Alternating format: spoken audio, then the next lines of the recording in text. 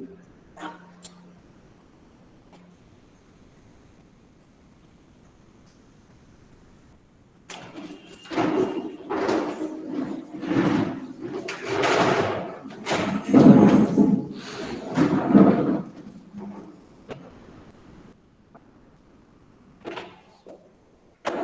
स्वागताचे आपल्या आज आम्ही गातो आहे. तुमच्या सन्मानासाठी स्वर आमचा निनादतो आहे. तुमच्या सन्मानासाठी स्वर आमचा निनादतो आहे. यानंतर मी प्राध्यापक वर्षा यादव मॅडम यांना विनंती करते की त्यांनी रयत गीत प्ले करावे.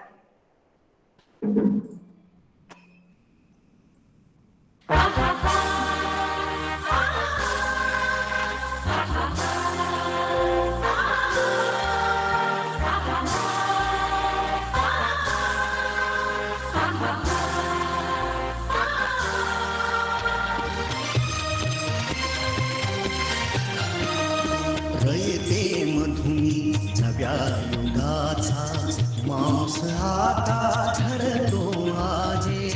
वटवृक्षाच्या विशालतेचा मोहन भाला पडतो आहे. रयते मधुनी नव्या युगाचा मांस आता ठरतो आहे. वटवृक्षाच्या विशालतेचा मोहन भाला पडतो आहे. रयते मधुनी नव्या युगाचा.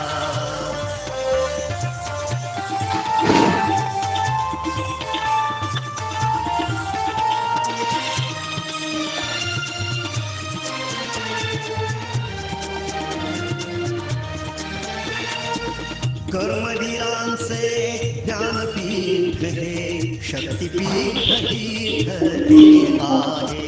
शाहू फुल्यांचे समानतेचे तत्व मानसी मूर्ते आहे.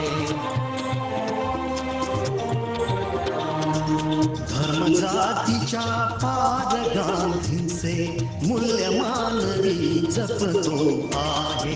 रयते मधुनी नव्या युगाचा माणूस आता घडतो आहे. वटवृक्षाच्या विशालतेचा मोहन भाला पडतो आहे. रयते मधुनी नव्या युगाचा.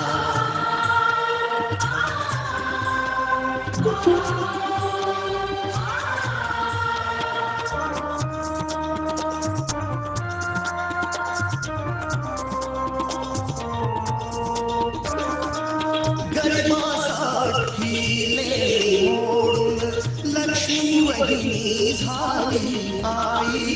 कमवा आणि शिका मंत्र हा तरुणाईला प्रेरक होई. स्वावलंबी वृत्ती ठेवून ज्ञान साधना करतो आहे. रयते मधुनी नव्या युगाचा माणूस आता घडतो आहे. वटवृक्षाच्या विशालतेचा मोहन भाला पडतो आहे. रयते मधुनी नव्या युगाचा.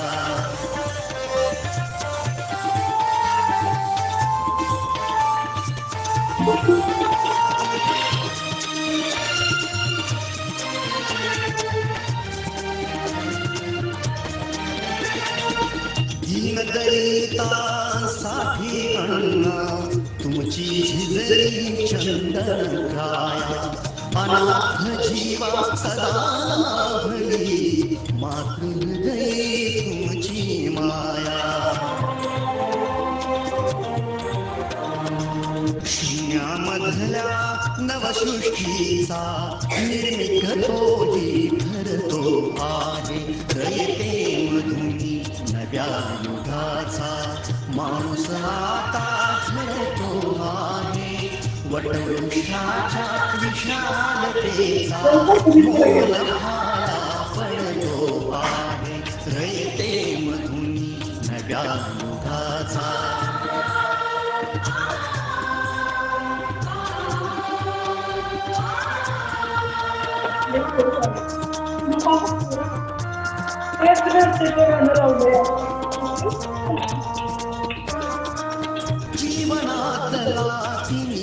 जावा, प्रबोधनाची पहाट घ्यावी. इथे लाभले पंखले उनी, उंच भरावी नभात घ्यावी. प्रतिभाशाली बहुजनांचा वेणू गगनी चढतो आहे. रयतेमधून नव्या युगाचा माणूस आता घडतो आहे. वटवृक्षाच्या विशालतेचा मोहन भाला पडतो आहे.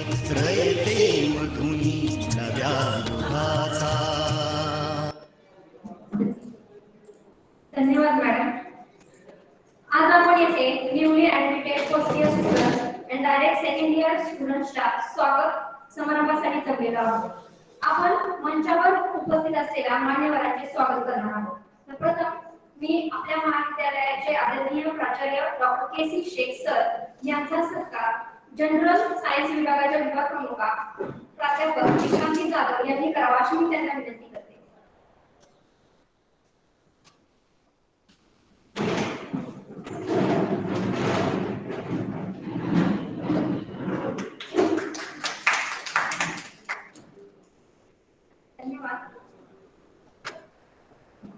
कम्प्युटर विभागाचे विभाग प्रमुख प्राध्यापक घोरपडे सर यांचा सत्कार प्राध्यापक स्वाती मॅडम करतील.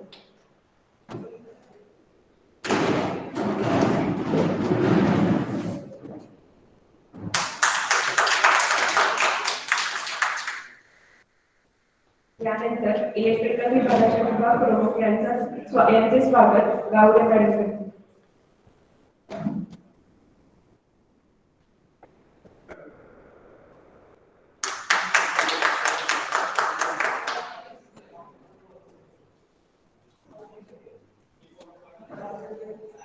यानंतर इलेक्ट्रॉनिक्स अँड कम्युनिकेशन विभागाचे विभाग प्रमुख जगताप सर यांचा सत्कार प्राध्यापक वर्षा मॅडम करतील.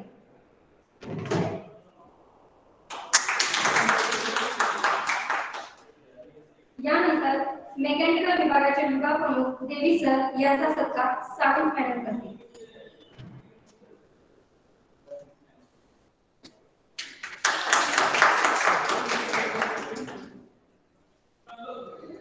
यानंतर ट्रेनिंग अँड प्लेसमेंट ऑफिसर प्राध्यापक सूरज जाधव सर यांचे स्वागत शेख मॅडम करतील.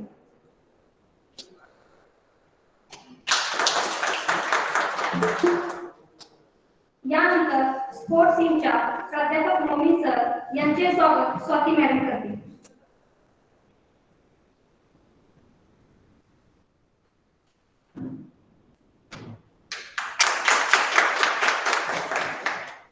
यानंतर लायब्ररी विभागाच्या इंचार्ज बोलते मॅडम यांचा सत्कार विश्रांती मॅडम करतील.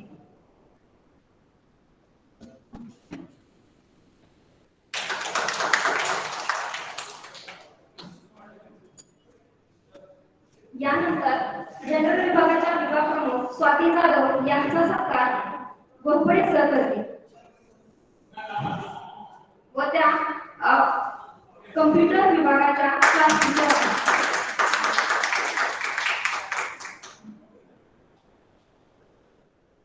आता प्राध्यापक देवी सर यांना मी विनंती करते की त्यांनी जनरल विभागाच्या विभाग प्रमुख जाधव मॅडम यांचा सत्कार करावा.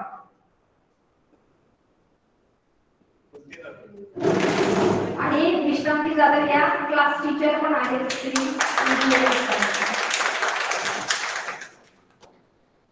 आता मी प्राध्यापक जगताप सर यांना विनंती करते की त्यांनी ईजेच्या क्लास टीचर वर्षा मॅडम यांचे स्वागत करावे.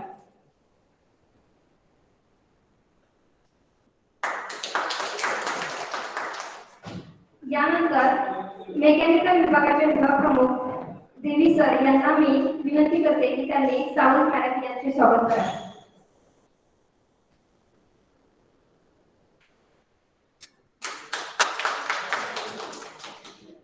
यानंतर इलेक्ट्रिकल विभागाच्या विभाग प्रमुख पाटील मॅडम यांना मी विनंती करते की इलेक्ट्रिकलच्या क्लास टीचर गावडे मॅडम यांचे स्वागत करावे.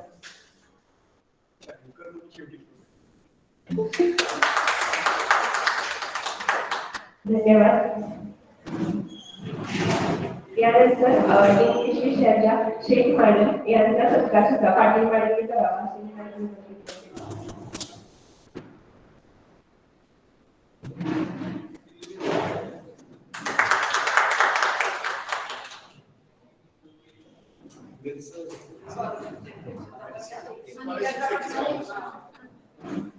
आता मी स्कॉलरशिप विभागाचे अमित शेख सर यांचा सत्कार जगताप सर करते.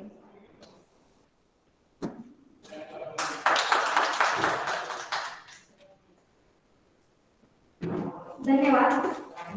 आता मी जनरल विभागाच्या विभाग प्रमुख प्राध्यापक स्वाती मॅडम यांना विनंती करते की त्यांनी पॉलिटेक्निक संदर्भातील माहितीचे विवेचन करावे.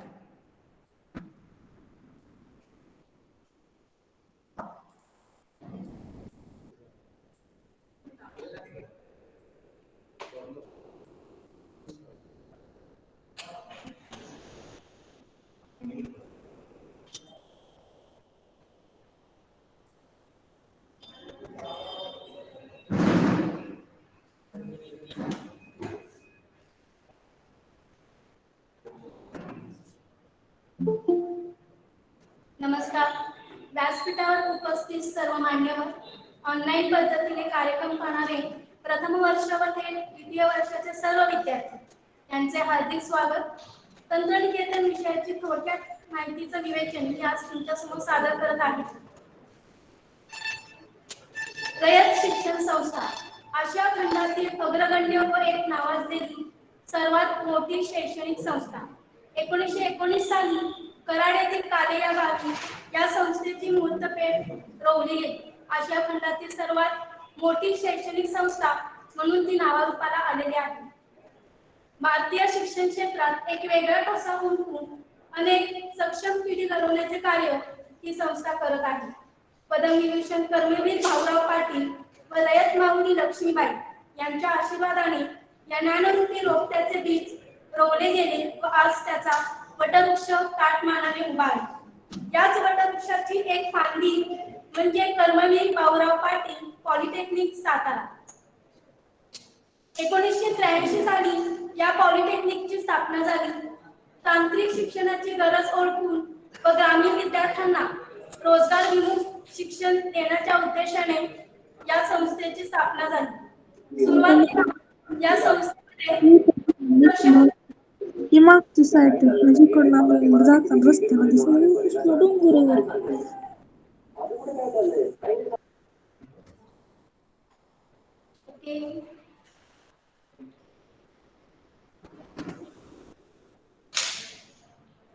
सुरुवातीला या संस्थेमध्ये कन्स्ट्रक्शन, प्रोडक्शन टेक्नॉलॉजी आणि डिजिटल इलेक्ट्रॉनिक्स या 3 शाखा कार्यरत होत्या. त्यानंतर तांत्रिक शिक्षणाची गरज ओळखून या संस्थेने आजपर्यंत 5 कोर ब्रँचेस सुरू केलेले आहेत. त्यामध्ये computer engineering, electrical engineering, electronics engineering, mechanical engineering आणि सिव्हिल इंजिनिअरिंग या शाखांचा समावेश आहे. भव्य इमारत, निसर्गरम्य वातावरण असलेले सातारा जिल्ह्यातील एकमेव पॉलिटेक्निक म्हणजे हे पॉलिटेक्निक आहे. affected to MSCT Mumbai, approved by AICT New Delhi and DT Maharashtra. या संस्थेविषयी माहिती सांगताना अद्यावत आणि सुसज्ज लॅब हे प्रमुख गोष्ट आहे. सुसज्ज व प्रशस्त वाचनालय असलेले स्वतंत्र ग्रंथालय, सर्व सोयींनी युक्त प्रत्येक विभागानुसार स्वतंत्र लॅब या संस्थेमध्ये उपलब्ध आहे. Language lab, machinery lab, computer lab, software testing lab, विद्यार्थ्यांचे प्रॅक्टिकल ज्ञान वाढवणारी अशा अद्यावत उपकरणं असलेली सर्व प्रकारची लॅब्स या संस्थेमध्ये उपलब्ध आहेत. सातारा जिल्ह्यातील सर्व प्रकारची अद्यावत उपकरणे असलेले हे एकमेव पॉलिटेक्निक कॉलेज आहे. या कॉलेजमध्ये विद्यार्थ्यांची प्रवेश क्षमता जर आपण बघितली तर सिव्हिल इंजिनिअरिंग साठी 60, कम्प्युटर इंजिनिअरिंग साठी 120, इलेक्ट्रिकल इंजिनिअरिंग साठी 60, इलेक्ट्रॉनिक्स अँड टेलिकम्युनिकेशन 60 आणि मेकॅनिकल इंजिनिअरिंग साठी 60 विद्यार्थी क्षमता आहे.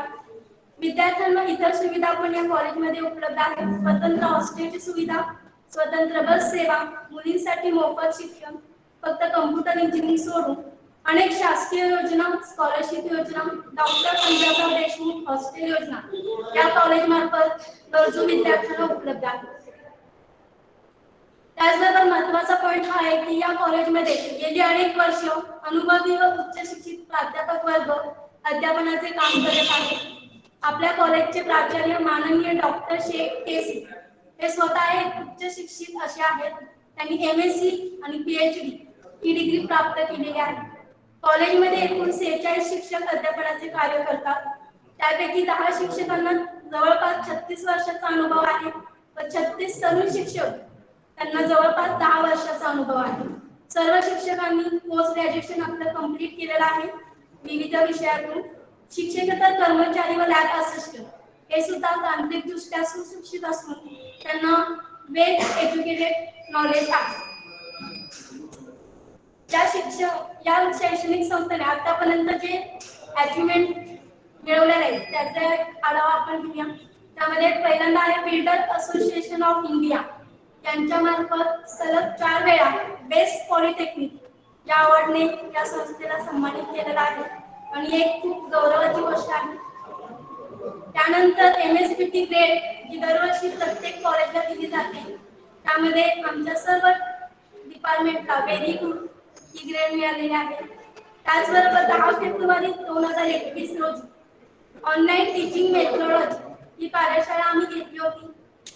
सध्याच्या कोविडच्या पार्श्वभूमीवर सर्व शिक्षकांना ऑनलाईन टीचिंग लर्निंग प्रोसेस सुलभतेने करता यावी यासाठी आमच्या कॉलेजने ऑनलाईन टीचिंग मेथोडॉलॉजी ही कार्यशाळा घेतली होती. त्यामध्ये Google meet, Google classroom, Google form, Moodle, OBS software, YouTube, Zoom meet या नवीन तंत्रज्ञानाचा ऑनलाईन टीचिंग मेथोडॉलॉजी मध्ये कसा वापर करता येईल त्याचं योग्य मार्गदर्शन केलं होतं. त्याचप्रमाणे आज तागायत पण अनेक ठिकाणी आमचं कॉलेज वर्कशॉप घेत असतं आणि शिक्षकांना या कोविडच्या पार्श्वभूमीवर टीचिंग लर्निंग प्रोसेस सुलभ व्हावी यासाठी मदत करत असतो. उज्ज्वल निकालाची परंपरा कॉलेजच्या स्थापनेपासून ते आज तागायत कॉलेजमध्ये खूप नवीन आणि गुणवंत विद्यार्थी कॉलेजने घडवलेला आहे. मागच्या वर्षी MSBT समर 2020-21 या परीक्षेमध्ये 87 विद्यार्थ्यांनी 85% पुढे मार्क्स मिळवले आहेत आणि त्यातील प्रथम वर्षातील 3 विद्यार्थ्यांनी 100 पैकी 100 गुण गणित या विषयात मिळवलेले आहेत. अशी उज्ज्वल निकालाची परंपरा आज तागायत कॉलेजमध्ये सुरू आहे. आमचे बरेच विद्यार्थी MSBT रँक मध्ये पण आलेला आहे. 2019 साली शुभम शिंदे हा मेकॅनिकल विभागाचा एक मुलगा जो MSBT मध्ये 2ऱ्या क्रमांकावर आला होता आणि हे आमच्यासाठी खूप गौरवाची गोष्ट आहे. कार्यक्रमामध्ये एक्स्ट्रा करिक्युलम ऍक्टिव्हिटी पण खूप मोठ्या प्रमाणात राबवल्या जातात. त्यामध्ये आमच्या विद्यार्थ्यांनी घवघवीत यश प्राप्त केलेले आहे. अनेक जिल्हास्तरीय व राज्यस्तरीय technical events, diplex competition, project competition, paper presentation या विद्यार्थ्यांनी यश घवघवीत प्राप्त केले आहे. दरवर्षी कॉलेजमध्ये पॉलिक्वेस्ट या अंतर्गत rangoli, robotics, quiz competition, paper presentation यासारख्या स्पर्धा होत असतात आणि या स्पर्धेमध्ये फक्त कॉलेज पुरतं मर्यादित न राहता बाहेरच्या कॉलेजच्या विद्यार्थ्यांना आमंत्रित केलेलं असतं जेणेकरून विद्यार्थ्यांमध्ये संघभावना आणि व्यक्तिमत्व विकास याचा अंतर्भाव व्हावा यासाठी या स्पर्धा आयोजित केल्या असतात आणि या स्पर्धेमध्ये आमचे विद्यार्थी नेहमीच घवघवीत यश प्राप्त करत असतात.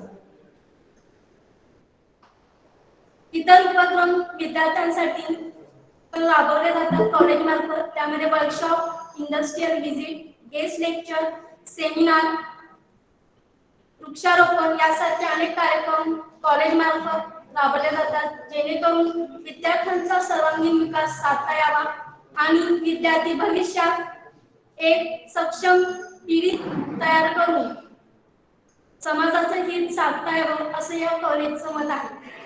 आज तागायत कॉलेजने अनेक सक्षम पिढ्या घडवलेल्या आहेत आणि यापुढेही ज्ञानाचा हा वसा हे कॉलेज असंच जपत राहील यात शंका नाही. धन्यवाद. सर्व प्रथम वर्ष व द्वितीय वर्ष प्रवेशित विद्यार्थ्यांना शैक्षणिक वाटचालीसाठी हार्दिक शुभेच्छा. धन्यवाद मॅडम.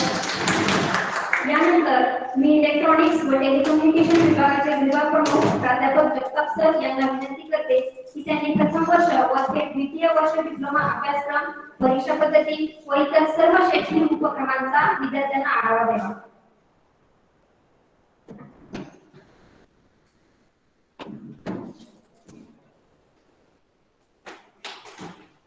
धन्यवाद वैशाली मॅडम. आज असतात विद्यार्थ्यांनी पालक मेळावा पण घेतलेला आहे. 3 दिवस झालं गेले 3 दिवस फर्स्ट इयरचा ओरिएंटेशन प्रोग्राम चालू होता आणि आज आपण त्यामुळं थोडासा आपण मेळावा जो की तुम्हाला स्वागत समारंभाचा हा मेळावा आपण थोडासा उशिरा घेतला कारण की 3 दिवस आपलं एक ओरिएंटेशन प्रोग्राम चालू होतं. तर या कार्यक्रमासाठी आता तुम्हा सगळ्यांचं मी स्वागत करतो.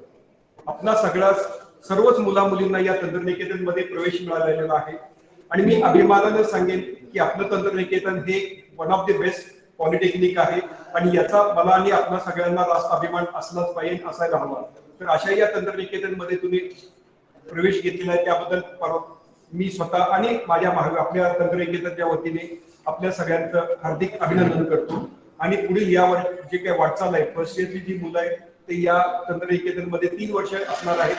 सेकंड इयरची जी मुलं आहेत ते सेकंड इयर आणि थर्ड इयर 2 वर्ष असणार आहेत.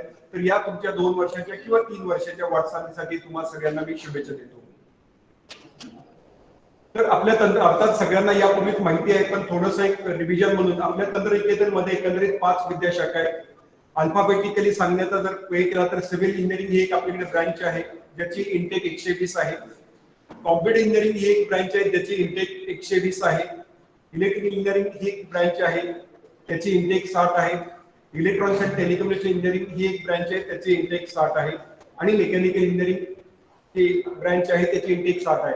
अशा 120 आणि बाकी राहिलेल्या 3, 4, 7, 7, 7 अशी एकंदरीत आपली 420 अशी ही इंटेक आहे.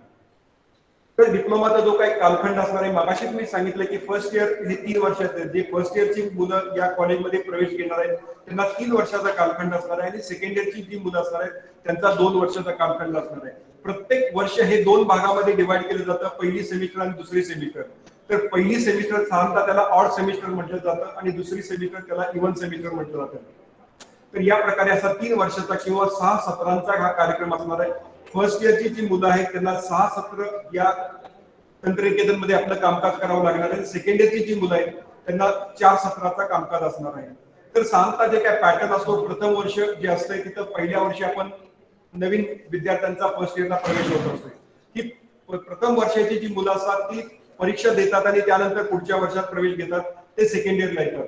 तर फर्स्ट इयरची मुलं परीक्षा देऊन सेकंड इयरला येतात. त्याचबरोबर जी 12वी झालेली मुलं आहेत त्यांना काही कारणाने किंवा ITI झालेली मुलं आहेत त्यांना पुढे शिक्षण घ्यायचंय MCC झालेली मुलं आहेत त्यांना शिक्षण घ्यायचंय अशांसाठी सुद्धा थेट द्वितीय वर्ष हा एक ऑप्शन अवेलेबल आहे. तर प्रथम वर्षाची मुलं सेकंड इयरला येतात त्याचबरोबर बाहेर इतर 12वी झालेली मुलंही सेकंड इयरला प्रवेश घेऊ शकतात आणि अशी सगळी मुलं थर्ड इयरला येतात. असा हा 3 वर्षाचा आपला पॅटर्न असणार आहे आणि त्या 3 वर्ष कंप्लीट केल्यानंतर या मुलांना परत नक्की संधी आहे ते स्वतः व्यवसाय करू शकतात किंवा नोकरीमध्ये जाऊ शकतात. कारण डिप्लोमा कंप्लीट झाल्यानंतर त्यांना डिप्लोमा इंजिनियर म्हणून डिग्री मिळणार आहे. त्यांच्याकडे एक सर्टिफिकेट असणार आहे ते डिप्लोमा इंजिनियर आणि त्या डिप्लोमा इंजिनियर या सर्टिफिकेट वरती ते नोकरीसाठी समाजामध्ये जाऊ शकतात किंवा स्वतःचा व्यवसाय सुरू करू शकतात. आणि स्वतःचा व्यवसाय सुरू करून नक्कीच आपण स्वतः व्यवसाय करायचा आणि इतरांनाही रोजगाराची संधी उपलब्ध तुम्ही करून देऊ शकता. असे कितीतरी मुलं मुली आमचे आहेत की जे स्वतःचा व्यवसाय करून आजकाल बऱ्यापैकी महाराष्ट्रामध्ये आणि देशामध्ये वेगवेगळ्या ठिकाणी छानपैकी काम करत आहेत. त्याचबरोबर जर तुम्हाला शक्य असेल तर बऱ्याच जणांनी पुढे उच्च शिक्षणासाठी सुद्धा जायला हरकत नाही. तर डिप्लोमा कंप्लीट झाल्यानंतर तुम्ही डायरेक्ट सेकंड इयर डिग्रीला जाऊ शकता. हा एक आहे. तर असा हा 3 वर्षाचा पॅटर्न आपला डिप्लोमाचा पॅटर्न आहे. जर बघितलं तर थोडंसं या तुम्हाला जे काही शब्द वेगवेगळे वाटतील तर इथं मी दाखवताना प्रयत्न केलाय की department civil computer electrical electronics आणि मेकॅनिकल असे हे आमच्याकडे 5 डिपार्टमेंट आहेत. आणि 5 डिपार्टमेंट पहिल्या वर्षाच्या 2 सेमिस्टर असतात त्याला पहिली आणि दुसरी म्हणतात. दुसऱ्या वर्षाच्या 2 सेमिस्टर असतात त्याला तिसरी आणि चौथी सेमिस्टर असं म्हटलं जातं. आणि तिसऱ्या वर्षाच्या 2 सेमिस्टरला 5वी आणि 6वी. आणि मगाशी मी सांगितलं की पहिल्या वर्षाची पहिली सेमिस्टर ही ऑड कारण 1 हा ऑड नंबर आहे 3 हा ऑड नंबर आहे आणि 5 हा ऑड नंबर आहे. त्यामुळे पहिल्या वर्षाची पहिली दुसऱ्या वर्षाची पहिली आणि तिसऱ्या वर्षाची पहिली सेमिस्टर ही ऑड सेमिस्टर म्हणून समजली जाते. हा आयस्कीम हा प्रकार आहे जे MSBT कडून प्रत्येक वेळी साधारणतः 3 ते 4 वर्षानंतर किंवा 5 वर्षानंतर हा सिलेबस, ज्याला आम्ही करिक्युलम म्हणतो, तो बदलला जातो आणि ते बदललेले करिक्युलम लक्षात यावे म्हणून त्या प्रत्येक करिक्युलमला किंवा प्रत्येक स्कीमला नाव दिलेलं आहे. तर आताची जी स्कीम चालू आहे, यापूर्वी जी होती ती जी स्कीम होती, आता जी नवीन स्कीम चालू आहे ती आय स्कीम आहे. आणि त्यामुळे जर कुठला मुलगा किंवा मुलगी कुठल्या वर्गात आहे हे जर ओळखायचं असेल तर सांगता असं सिव्हिल हे प्रत्येक ब्रँचचं नाव असणार आहे. एक म्हणजे कुठल्या सेमिस्टरला तो आहे आणि आय स्कीम मध्ये तो काम करतोय. अशा प्रकारे CE1I म्हणजे हा त्याचा कोड झाला, तो कुठल्या वर्गामध्ये कुठल्या सेमिस्टरला. जर उदाहरण घ्यायचं झालं तर मी तर हे सांगेन की E4I म्हणजे काय होतं, इलेक्ट्रिकल इंजिनिअरिंगला तो विद्यार्थी मुलगा किंवा मुलगी आहे, तो 4थ्या सेमिस्टरमध्ये शिकत आहे आणि तो आय स्कीम आहे. जे सध्याचे जे काय तुम्ही प्रवेश घेतलेला आहे सगळेजण आय स्कीम मध्ये असणार आहे. तर असा हा 6 सेमिस्टरचा प्रत्येक ब्रँचचा पॅटर्न असणार आहे. पहिल्या वर्षासाठी पहिल्या वर्षातली पहिली सेमिस्टर, अर्थात चुकीचा शब्द वापरला, पहिलं वर्ष नाही, पहिल्या वर्षातली पहिली सेमिस्टर हे सिव्हिल, कॉम्प्युटर, इलेक्ट्रिकल, इलेक्ट्रॉनिक्स आणि मेकॅनिकल या सर्व मुला मुलींसाठी जो काही सिलेबस असणार आहे तो कॉमन असणार आहे. सब्जेक्ट हे कॉमन आहेत, थोड्याफार फरकानं वर्कशॉपमध्ये किंवा काही फरक पडेल, पण विषय मात्र सारखेच आहेत. आणि नंतरच्या सेमिस्टरमध्ये साधारणतः प्रत्येक सेमिस्टरला, मागाशी सांगितलं की 6 सेमिस्टर असतात, प्रत्येक सेमिस्टरला 5 किंवा 7 सब्जेक्ट, ऍव्हरेज 5 ते 7 सब्जेक्ट असतात. तर या प्रकारे साधारणतः जर 6 धरले ऍव्हरेज 5 आणि 7 तर 36 विषय तुम्ही वेगवेगळे विषय या डिप्लोमाच्या कालखंडामध्ये शिकणार आहात आणि या 36 विषयामध्ये तुम्ही चांगल्यापैकी तज्ञ होणार आहात. आणि हे 36 विषयांसहित तुम्ही स्वतः नोकरी किंवा करू शकता, स्वतःचा व्यवसाय करू शकता किंवा उच्च शिक्षणासाठी जाऊ शकता. प्रत्येक परीक्षेची पद्धत सांगण्याचा महत्वाचा उद्देश इथं मी स्पेसिफिकली हा पॉईंट घेतलाय की तंत्रशिक्षणाच्या स्तरावरती, आमच्या स्तरावरती प्रत्येक सेमिस्टरला 2 टेस्ट होतात. जरी इथं शब्द मी तंत्रनिकेतन स्तरावरती म्हटलं असेल म्हणजे याचा अर्थ आम्ही परीक्षा घेतो, पण या MSBTच्या मार्फत घेतल्या जातात. MSBT वर्षातून 2 वेळा परीक्षा घेते. फायनल एक्झाम प्रत्येक सेमिस्टरची शेवटची एक्झाम ही MSBT बोर्डाकडून घेतली जाते आणि 2 युनिट टेस्ट असतात, त्या मात्र तंत्रनिकेतन मार्फत घेतल्या जातात. या परीक्षांचे मार्क हे मार्कशीट वरती येतात. हे सगळ्यांनी पालकांनी आणि मुलांनी डोक्यात ठेवायला हरकत नाही. प्रत्येक युनिट टेस्ट ही काळजीपूर्वक व्यवस्थित सिरियसली घेतली गेली पाहिजे, कारण त्याचे 20 असे जे मार्क असतात तर ते मार्कशीट वरती येतात. त्यामुळे तुमचं जर स्कोर वाढवायचा असेल, तुम्हाला भविष्यामध्ये हायर एज्युकेशनला जायचं असेल किंवा नोकरीमध्ये जायचं असेल तर तुमचं पर्सेंटेज चांगलं असणं महत्वाचं आहे. त्यासाठी या टेस्टचे मार्क तुमचे शिक्षक तुम्हाला शिकवत असतात आणि त्यांनी शिकवलेली जी काही क्वेश्चन बँक असेल त्या क्वेश्चन बँक मधूनच प्रश्न येतात. त्यामुळे या टेस्ट मध्ये पैकीच्या पैकी मार्क मिळवण्याची संधी खूप जणांना असते, ते मिळवतात, पण सगळ्यांनी ती संधी घ्यावी असं मी विनंती सगळ्यांना करेन. तर या 2 टेस्ट आहेत त्या मात्र सगळ्यांनी सिरियसली घ्यायच्या आहेत. प्रत्येक सत्रामध्ये प्रत्येक विषयाला एक मायक्रो प्रोजेक्ट असतो, तर तो एक प्रोजेक्टची जी काय माहिती आहे ते तुम्हाला वेगवेगळे शिक्षक देतील. प्रत्येक विषयासाठी छोटासा एक प्रोजेक्ट करावा लागतो आणि त्या प्रोजेक्टलाही मार्क असणार आहे. आणि मगाशी सांगितल्याप्रमाणे प्रत्येक सत्राच्या शेवटी MSBTची परीक्षा असणार आहे. तर एका वर्षामध्ये 2 सत्र असतात, त्यामुळे एका वर्षामध्ये 2 वेळा MSBTची परीक्षा होणार आहे. अर्थात आतापर्यंत तुम्ही 10वी बोर्डाची परीक्षा दिलेली आहे. बोर्डाची परीक्षा म्हणजे थोडंसं डोक्यावरती टेन्शन जातं. इथून पुढे घाबरण्याचं काम नाही, कारण की दरवर्षी 2 परीक्षा असणार आहेत बोर्डाच्या. त्यामुळे ऑटोमॅटिकली तुम्हाला ती सवय होऊन जाणार आहे. त्यामुळे न घाबरता तुम्ही वेगवेगळ्या परीक्षा देऊ शकता आणि या 6 परीक्षा तुमच्या पूर्णपणे कालखंडामध्ये असणार आहेत, प्रत्येक वर्षी 2. 4थ्या सत्रानंतर व 5व्या सत्राच्या अगोदर साधारणतः 6 आठवड्याचं इंडस्ट्रियल ट्रेनिंग तुम्हाला असणार आहे, त्याला इंटर्नशिप म्हणतात. तर हे इंडस्ट्रियल ट्रेनिंग घेतल्यानंतर तुम्हाला इंडस्ट्रीमध्ये काय चाललेलं आहे, आजकाल जगामध्ये काय चालतं आणि इंडस्ट्रीतलं जे काही तिथलं ओव्हरऑल स्ट्रक्चर काय असतं, तिथं कामकाज कसं काय चालतं, या सगळ्यांची तुम्हाला माहिती होणार आहे. तर यासाठी मात्र हे सुद्धा कंपल्सरी आहे आणि याच्यासाठी सुद्धा मार्क आहे. त्यामुळे हे इंडस्ट्रियल ट्रेनिंग व्यवस्थित करणं गरजेचं आहे आणि त्याला मिळणारे मार्क तुम्ही व्यवस्थित काळजीपूर्वक मिळवले पाहिजे. जिथं शक्य आहे तिथं मॅक्सिमम मार्क मिळवण्याचा प्रयत्न करा. तुम्हाला दरवर्षी एक अकॅडमिक कॅलेंडर मिळते MSBTच्या साईटवरती. मी नंतर अर्थात पुढच्या स्लाइडमध्ये तुम्हाला जी साईट आहे ती कोणती सांगणार आहे, इथेही लिहिलेलं आहे MSBT.org.in. या साईटवरती गेले की तुम्हाला सर्व काही MSBTची माहिती मिळते आणि या प्रकारचं कॅलेंडर हे दरवर्षी MSBT मार्फत पब्लिश केलं जातं, ते तुम्ही पाहू शकता. अर्थात गेल्या वर्षीपासून कोरोनाचा कालावधी आहे, यावर्षी कोरोनाचा कालावधी असल्यामुळं MSBT वर्षाचं कॅलेंडर देत असते, पण या कोरोनाचा कालावधी असल्यामुळं वर्षाचं कॅलेंडर न देता फक्त पहिल्या सेमिस्टरचं कॅलेंडर दिलेलं आहे. कारण की पुढच्या थर्ड वेव्ह किंवा काय याबद्दलचं थोडं साशंकता असल्यामुळं पुढची सेमिस्टर कधी सुरू होईल आणि कशी असेल त्याचं थोडंसं अजून त्यांनी कॅलेंडर दिलेलं नाहीये. पण ते आता मला वाटतं तसं काही दिसत नाही, थर्ड वेव्ह किंवा असं काही नसणार आहे. त्यामुळे काही दिवसात एखाद्याच ऑफलाईन कॉलेज पण सुरू होईल आणि या सेमिस्टरचं कॅलेंडर दिलेलं आहे. तर या सेमिस्टरच्या कॅलेंडरमध्ये first term, first unit test, second unit test हा काय प्रकार आहे ते पुढच्या स्लाइड मध्ये दाखवतो. पहिली जी सेमिस्टर आहे किंवा तिसरी सेमिस्टर जे नवीन मुलांसाठी मी बोलतोय, पहिली आणि तिसरी सेमिस्टर जे सुरू झालेले आहे ते 1 ऑक्टोबर पासून सुरू आहे आणि ते 8 जानेवारी पर्यंत. तर या पहिल्या सेमिस्टरचा आणि तिसऱ्या सेमिस्टरचा डायरेक्ट सेकंड इयरची मुलं थर्ड सेमिस्टरला आलेली आहेत आणि फर्स्ट इयरची मुलंही फर्स्ट सेमिस्टरला आलेली आहेत. तर या सगळ्यांसाठीचा कालावधी 1 ऑक्टोबर ते 8 जानेवारी या काळामध्ये ते कामकाज पहिल्या सेमिस्टर करणार आहे. पहिली युनिट टेस्ट 24 नोव्हेंबर तर चुकलेल्या 24 ते 26 नोव्हेंबर या काळामध्ये पहिली युनिट टेस्ट असणार आहे. त्यानंतर सेकंड युनिट टेस्ट 3 ते 5 जानेवारी या काळामध्ये असणार आहे. मगाशी सांगितलं की या प्रत्येक सेमिस्टरमध्ये 2 युनिट टेस्ट असतात. या तंत्रनिकेतनच्या स्तरावरती घेतल्या जातात. यामध्ये तुम्हाला पैकीच्या पैकी मार्क मिळवणं गरजेचं आहे. ते मिळाले तर तुम्ही नक्की पुढे चांगल्यापैकी मार्क कमवू शकता, तुमचं पर्सेंटेज चांगलं करू शकता. आणि साधारणतः आता या कोरोनाच्या काळात मगाशी सांगितलं की अजून MSBTच्या फायनल एक्झामच्या डेट्स दिले नाही, पण मला वाटतं की शक्यता नाकारता येत नाही की जानेवारीच्या दुसऱ्या आठवड्यामध्ये तुमची MSBTची म्हणजे बोर्डाची फायनल एक्झाम प्रॅक्टिकल आणि त्यानंतर थिअरी एक्झाम असणार आहे.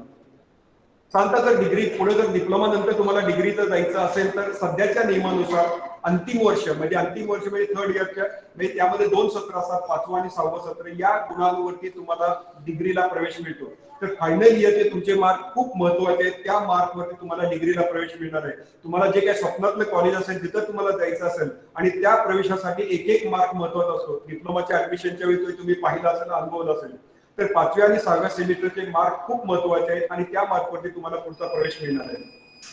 अर्थात मगाशीच सांगितलेलं आहे की स्वाती मॅडमनी बऱ्यापैकी तंत्रनिकेतनची माहिती दिलेली आहे. वेगवेगळ्या मुलांच्या आमच्या ऍक्टिव्हिटी काय असतात त्याही सांगितलेलं आहे. आमच्या खूप मुलींना 85% वरती मार्क मिळत असतात. त्यामुळे 80 ते 90% मुलं ही आमची अर्थात डिग्रीला जात असतात. ही एक चांगली बाब आहे. त्या प्रकारे तुम्हालाही त्याचे चांगले मार्क मिळतील ही शुभेच्छा व्यक्त करतो. तुम्हाला शुभेच्छा देतो की तुम्ही 80 ते 90 जेवढं शक्य असेल तेवढे मार्क मिळवण्याचा प्रयत्न करा. म्हणजे तुम्हाला पाहिजे त्या ठिकाणी तुम्ही पाहिजे त्या कॉलेजला प्रवेश घेऊ शकता.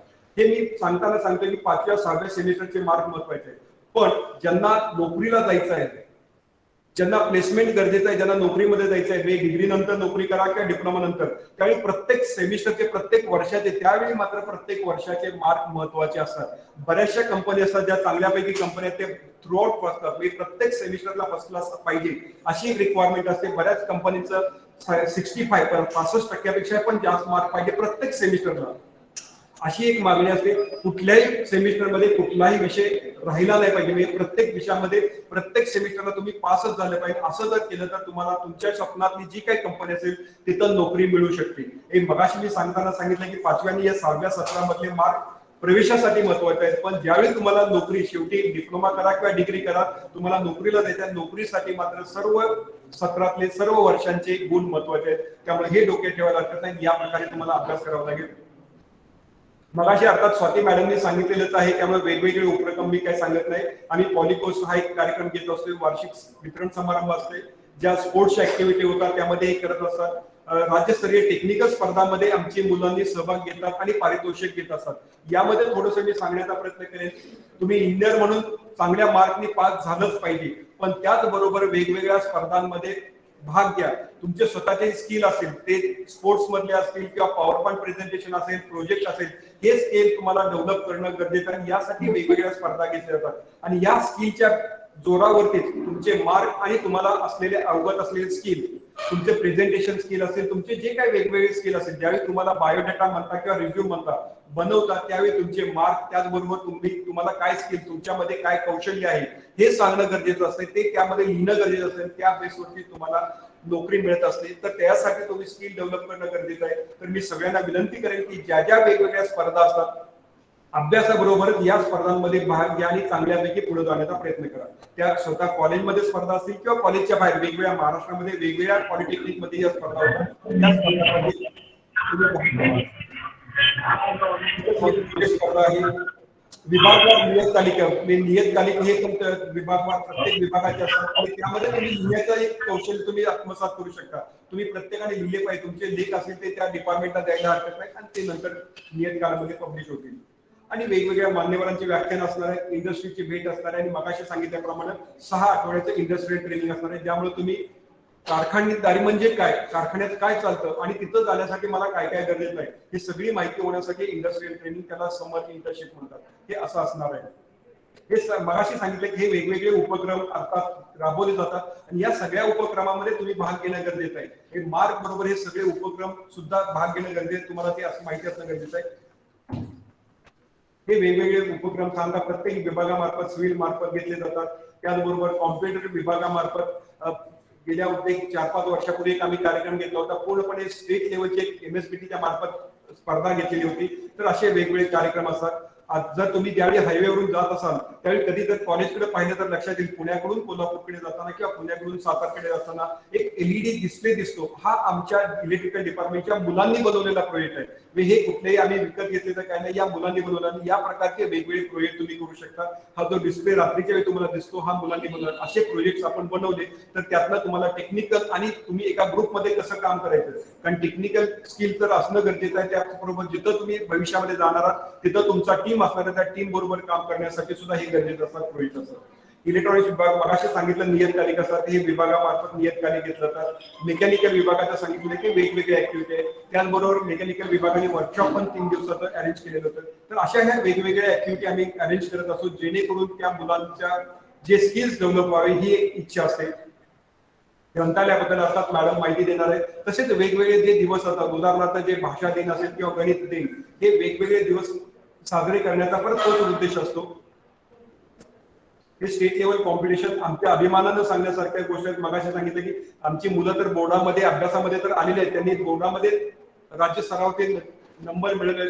त्याचबरोबर प्रोजेक्ट कॉम्पिटिशन मध्ये स्टेट लेवल जे काही प्रोजेक्ट कॉम्पिटिशन घेतल्या जातात त्यामध्ये त्यांनी बक्षिसे मिळवले. आणि अशा या तुम्ही कॉलेजमध्ये आलेला याबद्दल मला वाटतं तुम्हालाही अभिमान असायला हरकत नाही, आम्हाला तर आहेच आहे.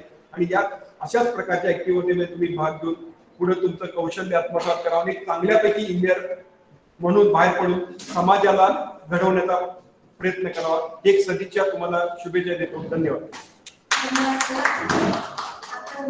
आगमन झालेलं आहे. त्यांनी जनरल विभागाचे उपप्रमुख विश्वनाथ जाधव मॅडम यांना विनंती करते की त्यांनी सिव्हिल इंजिनिअरिंग विभागाचे विभाग प्रमुख कोळसे सर यांचे स्वागत करावे.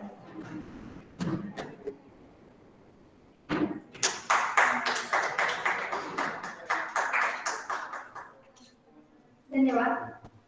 यानंतर मी मेकॅनिकल विभागाचे विभाग प्रमुख प्राध्यापक देवी सर यांना विनंती करते की त्यांनी वर्कशॉप प्रात्यक्षिक बद्दल विद्यार्थ्यांना माहिती द्यावी.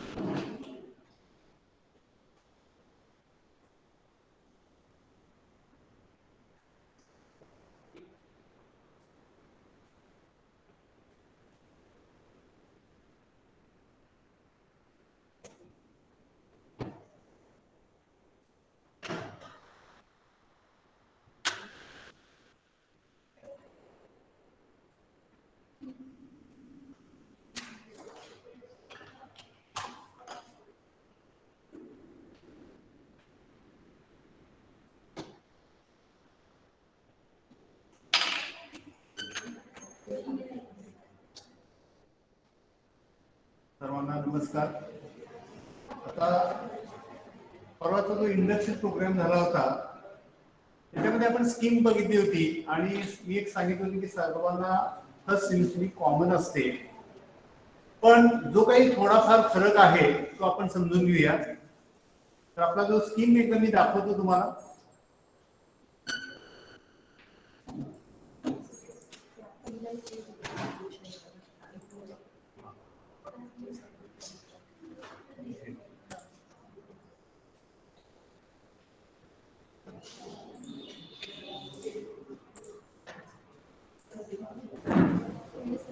आता सर्वांना माहिती आहे, आपल्याला जर करिक्युलम जर बघायचं असेल तर आपली जी कॉलेजची वेबसाईट आहे abtcollege.edu.in, या वेबसाईटवर गेल्यानंतर आपण अकॅडमिकला क्लिक करायचंय. मेनू मध्ये बरेच मेनू दिसतात. अबाउट अस आहे, अकॅडमिक आहे, ऍडमिशन आहे. तर अकॅडमिक मध्ये गेल्यानंतर आपण फॉर एक्झाम्पल मेकॅनिकलला गेलो आपण कुठेही कुठल्या वेळेला गेल्यानंतर आता आपण सिलेबसच्या ऐवजी आयस्कीम मध्ये त्याला करिक्युलम असं म्हणतो. तर आपण ह्याच्यापुढे करिक्युलम असा शब्द वापरूया. तर फर्स्ट सेमिस्टर स्कीम याचा अर्थ काय आहे की तुम्हाला आता जगताप सरांनी सांगितलं आहे की त्या ठिकाणी तुमची जी कोर्स कोड आहे, कोर्स म्हणण्यापेक्षा प्रोग्राम म्हणतो कोड आहे CME जे असेल ते, आणि त्याच्यामध्ये C1I किंवा CO1I ME1I अशा पद्धतीची स्कीम असणार आहे. सगळ्यांना स्कीम दिसते का? Yes sir. Okay, thank you. तर आता या ठिकाणी तुम्ही एक या स्कीम मध्ये आपण कोर्स जो पहिला म्हणतो सब्जेक्टच्या ऐवजी आपण इथे कोर्स म्हणणार आहे. पहिला जो कोर्स आहे तो इंग्लिश आहे आणि हा सगळ्या प्रोग्रामला म्हणजे सिव्हिल असेल किंवा कॉम्प्युटर असेल, इलेक्ट्रिकल असेल, मेकॅनिकल असेल, इलेक्ट्रॉनिक्स अँड टेक्नॉलॉजी असेल, सर्वांना हा कॉमन आहे आणि याला थिअरी विषय आहे. सगळ्याचा करिक्युलम एकच आहे. दुसरा जो कोर्स आहे बेसिक सायन्स, त्याच्यामध्ये परत 2 पार्ट्स आहेत, फिजिक्स आणि केमिस्ट्री. हा सुद्धा सगळ्यांना कॉमन आहे, करिक्युलम मध्ये काहीही फरक नाही. बेसिक मॅथमॅटिक्स म्हणून जो तिसरा कोर्स आहे तो सुद्धा सर्वांना कॉमन आहे. पुढचे डिटेल्स ऑलरेडी दिलेले आहेत, त्याबद्दल मी आता परत काही सांगत नाहीये. चौथा जो कोर्स आहे फंडामेंटल्स ऑफ ICT, त्याला तो सुद्धा कॉमन आहे, कुठलाही फरक नाहीये. फक्त त्याला थिअरीच्या ऐवजी फक्त त्या ठिकाणी प्रॅक्टिकल एक्झामिनेशन आहे. आता इंजिनिअरिंग ग्राफिक्स म्हणून एक कोर्स आहे, त्याच्यामध्ये थोडा फरक आहे. तर पहिला जो आहे सिव्हिल, मेकॅनिकल आणि इलेक्ट्रिकल यांच्यासाठी हा जो ॲब्रिव्हिएशन आहे तर EGM आहे आणि 22002 असा त्याचा जो कोड आहे, सब्जेक्ट कोर्स कोड त्याला आपण म्हणूया. आणि या ठिकाणी कुठेही तिसरा जो डिजिट आहे तिथं कुठेही सेमिस्टर ही दाखवली जात नाही. जेव्हा थिअरी एक्झाम नसते तेव्हा त्या ठिकाणी 0 सेमिस्टर कुठेही दाखवली जात नाहीये.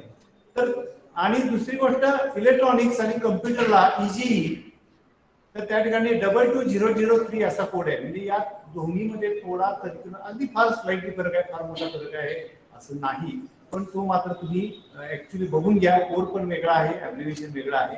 आणि आज जी मी माहिती देणार आहे वर्कशॉप प्रॅक्टिस, त्याच्यामध्ये काय फरक आहे तर सिव्हिल, इलेक्ट्रिकल आणि मेकॅनिकलला WPM 22004 असा त्याचा कोड आहे.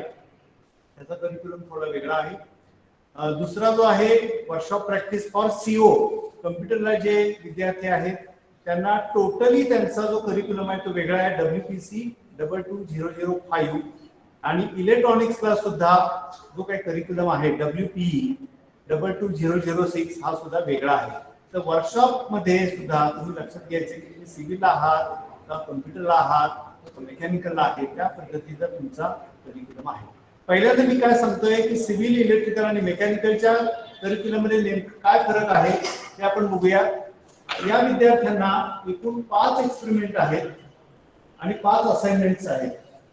आणि हे सगळे असाइनमेंट किंवा एक्सपेरिमेंट त्यांनी जर्नल पेपरवर लिहायचे आहेत. जर्नल पेपर तुम्हाला आपल्या कॉलेजमध्ये स्टोअरमध्ये सुद्धा मिळतील किंवा तुम्ही बाहेरून जरी विकत घेतले तेवढ्यासाठी कॉलेजला यायची आवश्यकता नाहीये. तुम्ही बाहेरून दुकानातून घेतले तरी चालेल. ऑनलाईन पिरियड असल्यामुळे तुम्हाला ही सवलत आहे. आणि जर्नलचं जे वरचं जे आहे कव्हर ते सुद्धा बाहेर तुम्ही घेऊ शकता. तर 5 एक्सपेरिमेंट आणि 5 असाइनमेंट. कम्प्युटरला एकूण 16 एक्सपेरिमेंट आहेत आणि ते वेगळे आहेत, तर ते सुद्धा जर्नल पेपरवर लिहायचे आहेत. आणि इलेक्ट्रॉनिक्स मध्ये काही भाग हा मेकॅनिकलचा आहे, 50% हा मेकॅनिकलचा भाग आहे आणि 50% इलेक्ट्रॉनिक ओरिएंटेड हे वर्कशॉप आहे. तर मेकॅनिकल ओरिएंटेड जे आहे त्याच्यामध्ये 2 एक्सपेरिमेंट आहेत आणि इलेक्ट्रॉनिक ओरिएंटेड जो आहे त्याच्यामध्ये एकूण जवळपास 16 एक्सपेरिमेंट्स आहेत. आता तुम्हाला परत एकदा सांगतो की नेमकं काय फरक आहे. सिव्हिल, मेकॅनिकल आणि इलेक्ट्रिकलच्या विद्यार्थ्यांनी लक्षात घ्या, त्यांना एकूण जे 5 जॉब करायचे आहेत तो फिटिंगचा पहिला जॉब असेल, दुसरा शीट मेटलचा जॉब आहे, तिसरा कार्पेंट्रीचा एक जॉब आहे, नंतर प्लंबिंगचा आहे आणि वेल्डिंगचा आहे. असे 5 जॉब करायचे. ऍक्च्युली ऑफलाईन मध्ये तुम्ही इथं प्रत्यक्ष येऊन करायचे आहेत, परंतु ऑनलाईन मध्ये हे सर्व व्हिडिओ तुम्हाला दाखवले जातील आणि कसे जॉब करायचे तुम्हाला सांगितले जातील. हे व्हिडिओ बघून तुम्ही जर्नल पेपरवर लिहायचं आहे. इलेक्ट्रॉनिक्सच्या विद्यार्थ्यांनी लक्षात घ्यायचं आहे की त्यांना 2 जॉब मेकॅनिकलचे आहेत. एक फिटिंगचा जॉब आहे आणि दुसरा आहे तो शीट मेटलचा आहे. त्यानंतर इलेक्ट्रॉनिक्सच्या विद्यार्थ्यांनी इतर काही वर्कशॉपचे काही एक्सपेरिमेंट आहेत त्यांना, ते मी त्यांना थोडक्यात सांगतो.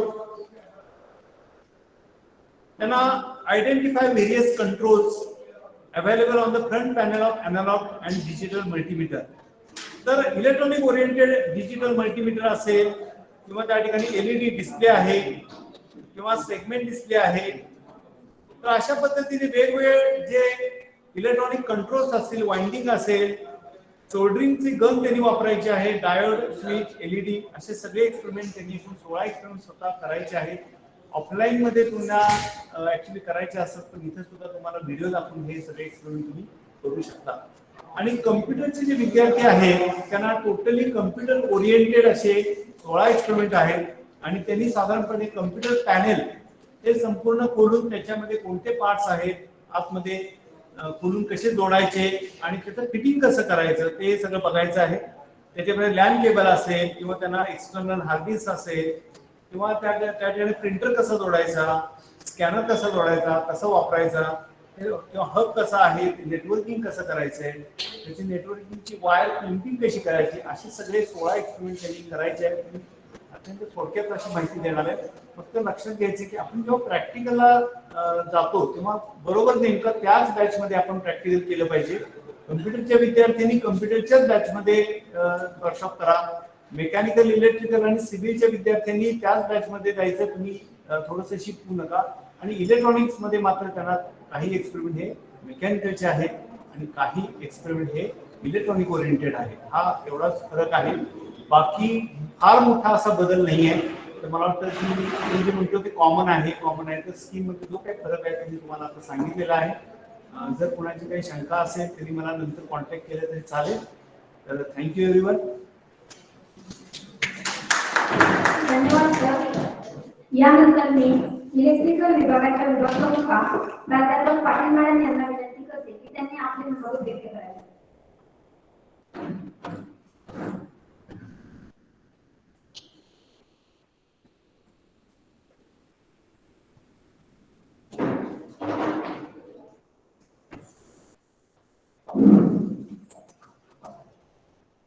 स्वागतम. देश शिक्षण संस्थेचे कर्मवीर भाऊराव पाटील तंत्रनिकेतन सातारा या ठिकाणी शैक्षणिक वर्ष 2021-22 या मध्ये प्रवेश झालेल्या प्रथम वर्षाच्या सर्व विद्यार्थ्यांचे सर्वप्रथम मी प्राध्यापिका सौ पाटील PS विभाग प्रमुख इलेक्ट्रिकल इंजिनिअरिंग या नात्याने सर्वांचे मनपूर्वक स्वागत करते आणि अर्थातच सर्वांचे हार्दिक अभिनंदन देखील करते. कारण तुम्ही 10वी नंतर डिप्लोमाला ऍडमिशन घेण्याचा एक निर्णय घेतलेला आहात आणि त्या निर्णयाला अनुसरून एका चांगल्या शाखेमध्ये तुम्हाला प्रवेश मिळालेला आहे. तेव्हा तुम्हा सर्वांचे अभिनंदन. या शैक्षणिक वर्षामध्ये तुम्हाला जो काही अभ्यासक्रम शिकायचा आहे त्याबद्दलची समग्र माहिती आता या ठिकाणी आपले इलेक्ट्रॉनिक्स विभागाचे विभाग प्रमुख सर, तसेच वर्कशॉप बद्दलची माहिती मेकॅनिकल विभागाचे विभाग प्रमुख देवी सर यांनी दिलेली आहे. सर्व माहिती आपल्याला मिळालेली आहे. एक गोष्ट थोडीशी सांगायची राहून गेलेली म्हणजे तुम्ही आता ज्यावेळेला एक्झाम फॉर्म भरलेला आहे त्याच्याबरोबर एक एनरोलमेंट फॉर्म भरलेला आहे. एक्झाम फॉर्म भरल्यानंतर प्रत्येक विद्यार्थ्याला एक एक्झाम शीट नंबर मिळतो. हा एक्झाम शीट नंबर प्रत्येक सेमिस्टर साठी त्याला वेगळा मिळू शकतो. फर्स्ट सेमिस्टर, सेकंड सेमिस्टर या पद्धतीने ज्यावेळेला तुम्ही परीक्षा देणार आहात तर एकूण 6 सेमिस्टर तुम्ही देणार आहात. तर या 6 सेमिस्टरचा फॉर्म तुम्ही प्रत्येक वेळेला भरणार आहात. पण त्याच्याबरोबर सुरुवातीला आता तुम्ही जो एनरोलमेंट फॉर्म भरलेला आहात त्या एनरोलमेंट फॉर्म नुसार तुम्हाला एक एनरोलमेंट नंबर मिळणार आहे आणि हा जो नंबर आहे हा तुमचा एक युनिक कोड आहे जो तुमची आयडेंटिटी ठरवणार आहे. म्हणजे यानंतर ज्या वेळेला तुम्ही एमएमपीटीच्या साइटवर जाल आणि तुम्हाला समजा रिझल्ट पाहायचा असेल किंवा त्या अनुषंगाने कोणतंही कामकाज करायचं असेल तर तुमची आयडेंटिटी म्हणून तुम्हाला हा एनरोलमेंट नंबर वापरायचा आहे. त्यामुळे एकदा मिळालेला हा नंबर तुम्ही कायमचा लक्षात ठेवायचा आहे जो तुमचा आयडेंटिटी कोड म्हणून इथून पुढे वापरला जाणार. ही गोष्ट थोडीशी सांगायची होती म्हणून सांगते आणि आता एक जनरल आपल्या समोर बरोबर व्यक्त करते. तांत्रिक शिक्षणासाठी ज्यावेळेला आपण इथे प्रवेश घेतलेला आहात तर शालेय शिक्षण आणि आता तुम्ही जे घेणार आहे तांत्रिक शिक्षण या दोन्हीच्या स्वरूपामध्ये थोडा फरक आहे. तर सुरुवातीला कदाचित तुम्हाला हा जो बदल आहे तो जाणून घेणे आणि त्यानुसार स्वतःमध्ये थोडासा बदल करणे, नवीन जी काही पद्धती आहे ती आत्मसात करते या गोष्टी कठीण वाटू शकतात. परंतु लक्षात घ्या की या ठिकाणी आपला जो काही स्टाफ आहे तो पूर्ण वेळासाठी तुम्हाला उपलब्ध असेल. तुम्हाला कोणतीही अडचण असेल तर कधीही हेजिटेट करू नका. शिक्षकांशी चांगला संपर्क ठेवा. शिक्षक तुम्हाला वेळोवेळी मदत करतील. अडचणी असतील तर त्या नक्की सोडवतील. मात्र एवढं लक्षात ठेवा की इथं तुम्ही आता प्रवेश घेतल्यानंतर जे पण नॉलेज आहे, टेक्निकल नॉलेज आहे, त्याच्याबरोबर इतर जे काही स्किल्स आता सरांनी सांगितल्याप्रमाणे mini project, micro project, major project हे सर्व करताना स्वतःचं काम स्वतः करा. फक्त कॉपी पेस्ट करण्याचा विचार करू नका. जितकं तुम्ही नॉलेज ज्या ठिकाणी आत्मसात कराल त्याचा तुम्हाला भविष्यात नक्कीच उपयोग होईल. तुमच्या इथून पुढे 3 वर्षासाठीच्या जे शैक्षणिक कामकाज आहेत त्या सर्व शैक्षणिक कामकाजामध्ये तुम्हाला जेव्हा काही अडचण असेल, मार्गदर्शनाची गरज असेल त्यावेळेला या ठिकाणचे सर्व प्राध्यापक उपलब्ध असतीलच. परंतु तुमचं इनिशिएटिव्ह हे सर्वात महत्त्वाचं आहे. तुम्ही किती स्वतःच्या शैक्षणिक अभ्यासामध्ये भाग घ्याल त्याप्रमाणे तुमचं या ठिकाणचं नॉलेज आत्मसात होत जाणार आहे आणि त्याचा उपयोग नंतर नक्की तुम्हाला तुम्ही नोकरीसाठी गेला किंवा तुम्ही पदवीच्या शिक्षणासाठी गेला किंवा स्वतःचा व्यवसाय जरी पुढे काढायचा म्हटलं तरी त्यासाठी तो नक्कीच उपयोगी असेल. तुमच्या इथून पुढच्या वाटचालीस शुभेच्छा देते आणि माझे 2 शब्द संपवते. धन्यवाद मॅडम.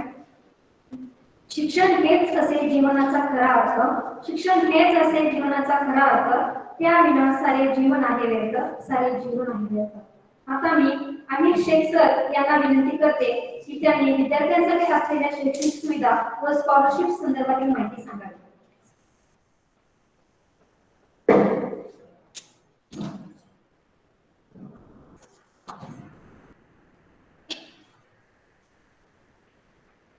नवीन प्रवेशित विद्यार्थी, फर्स्ट इयर आणि डायरेक्ट सेकंड इयरचे सर्वांचे महाविद्यालयाच्या वतीने तुमच्या सर्वांसाठी स्वागत करतो.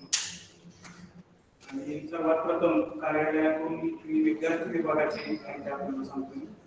विद्यार्थी विभागामध्ये आता ज्या विद्यार्थ्यांनी परीक्षा form, enrolment form, eligibility form भरलेले नाहीत त्यांनी 17-18 तारखेच्या पर्यंत 17-18 तारखेच्या आत येऊन परीक्षा form, eligibility form, enrolment form भरायचे आहे. फर्स्ट इयर साठी एनरोलमेंट फॉर्मची एनरोलमेंट एक्झाम फॉर्म आणि इन्शुरन्स फॉर्म आहे. त्याची फी आहे 1264 रुपये. आणि डायरेक्ट सेकंड इयर साठी एनरोलमेंट फॉर्म, एक्झाम फॉर्म आणि इन्शुरन्स फॉर्म तसेच एलिजिबिलिटी फॉर्म या सगळ्यांची मिळून 1244 फी आहे. तसेच आय कार्ड साठीचा फॉर्म आहे तो ऑफिस मध्येच ठेवलेला आहे. आय कार्डचा फॉर्म पण आपण येऊन 50 रुपये फी आहे त्याची फी पे करून फॉर्म भरू शकताय. एनरोलमेंट फॉर्म भरणे गरजेचं आहे कारण त्यामुळे तुमचा एनरोलमेंट नंबर क्रिएट होणार आहे. तो तुमचा 3 वर्ष 2 वर्ष तो शेवटपर्यंतच राहणार आहे. नंतर एक्झाम फॉर्म हा प्रत्येक सेमिस्टरला तुम्हाला भरावाच लागणार आहे.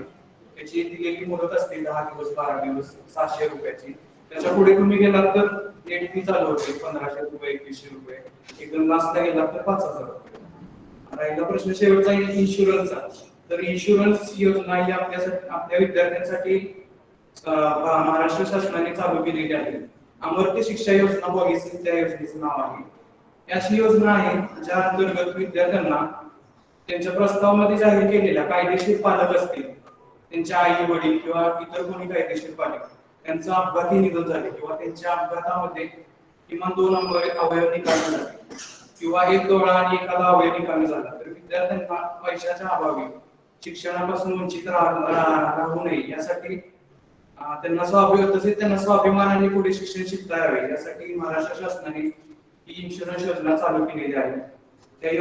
त्यात प्रथम वर्षासाठी 3 लाखापर्यंत आपल्याला विमा मिळू शकतो आणि सेकंड इयर वाल्यांना 2 लाखापर्यंत. पुढे मी आपल्याला शिष्यवृत्ती बाबत माहिती देऊ शकतो.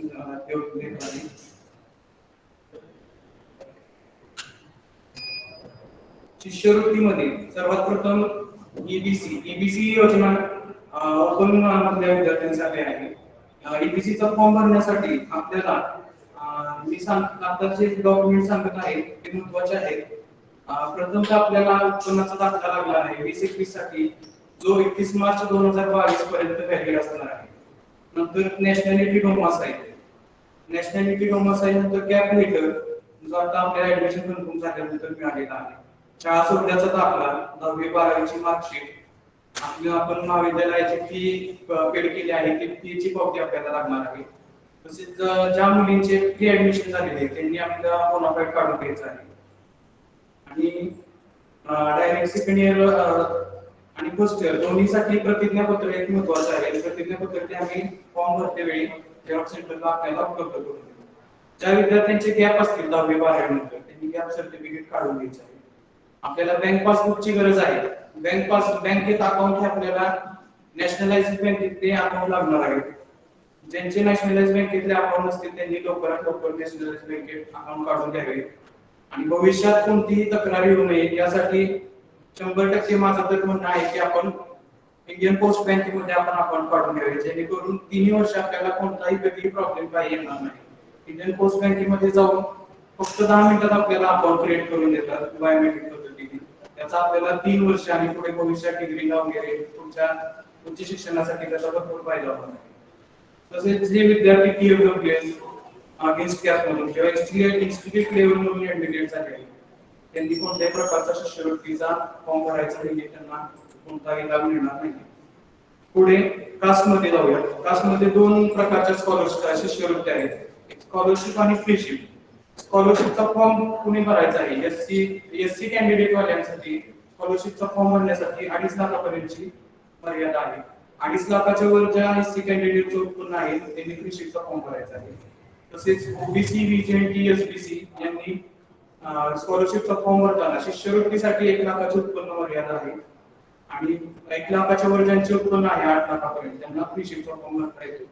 त्यांनाही जातीचा दाखला 2021 चा उत्पन्नाचा दाखला 31 मार्च 2022 पर्यंत व्हॅलिड असणार.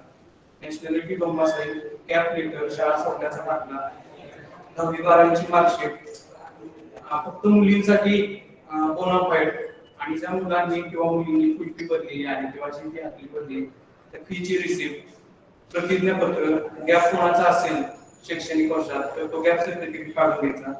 डायरेक्ट सेकंड इयर वाल्यांसाठी फक्त कास्ट व्हॅलिडिटीची पावती लागणार आहे. आपल्याला कास्ट सर्टिफिकेट असेल तर चांगली गोष्ट आहे, नसेल तर कास्ट व्हॅलिडिटीला अप्लाय करून त्यांनी पावती आणायची आहे. फर्स्ट इयर साठी कास्ट व्हॅलिडिटीची गरज आता तर नाहीये, पुढच्या वर्षी लागणार आहे.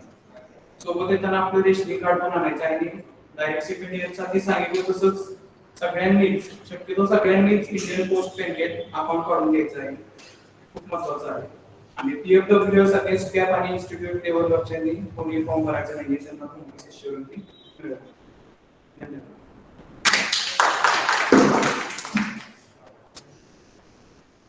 धन्यवाद सर. बच्चे हो या बूढ़े सबको पसंद एक खेल को, खेलों से अच्छा हो जाता है हमारा मुल्क। मेहनत और विश्वास से हम भी होंगे बड़े, पदक जीतकर सबसे आगे होंगे खड़े।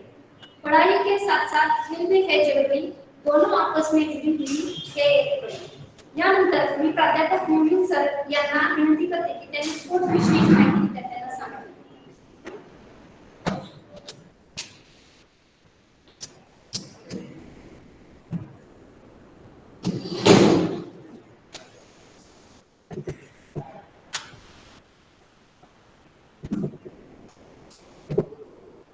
आदरणीय व्यासपीठ व इथे ऑनलाईन उपस्थित सर्व विद्यार्थी व पालक वर्ग, प्रथम वर्ष व द्वितीय वर्ष पत्रिका अभ्यासक्रमात नवप्रवेशित सर्व विद्यार्थ्यांना तंत्रनिकेतन मध्ये होत असलेल्या सर्व खेळाची माहिती तसेच खेळ विभागाची माहिती असणे अत्यंत महत्त्वाचे आहे.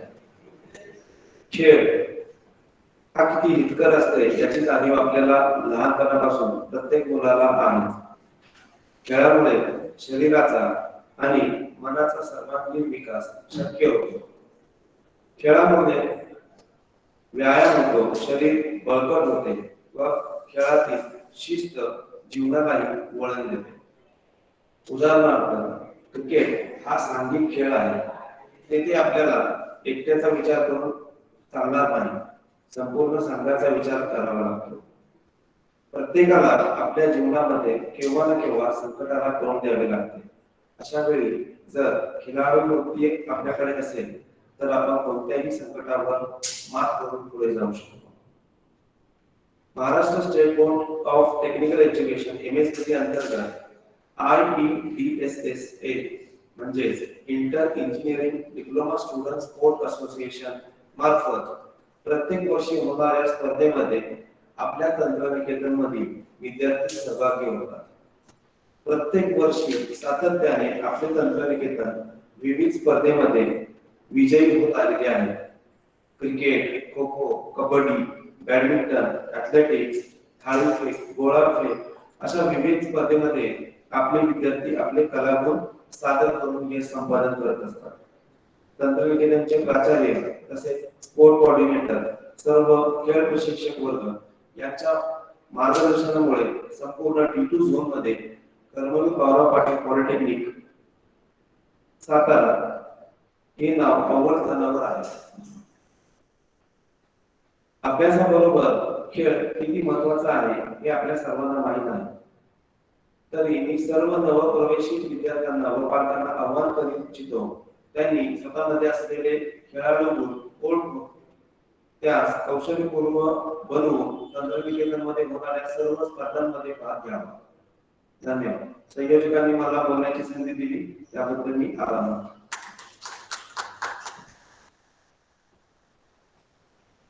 धन्यवाद सर. यानंतर मी PPO प्राध्यापक SS जाधव सर यांना विनंती करते की त्यांनी आपल्या विद्यार्थ्यांना ट्रेनिंग आणि प्लेसमेंट विषयी माहिती द्यावी.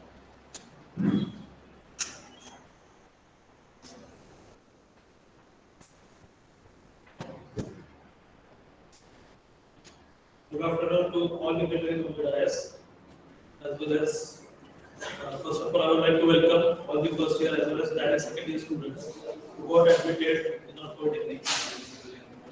I'm SS Tadov, I'm training officer of Tamil Nadu Polytechnic Satara, and I'm here to interact with you to give you the information regarding what exactly the training process activities are conducted in our polytechnic.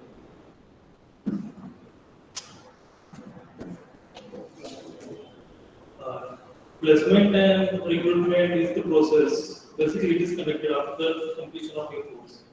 Okay, so this is the professional course. Let me remind you that diploma is considered as an equivalent course for 10th or we can say 12th, 11th and 12th. But this is a professional course.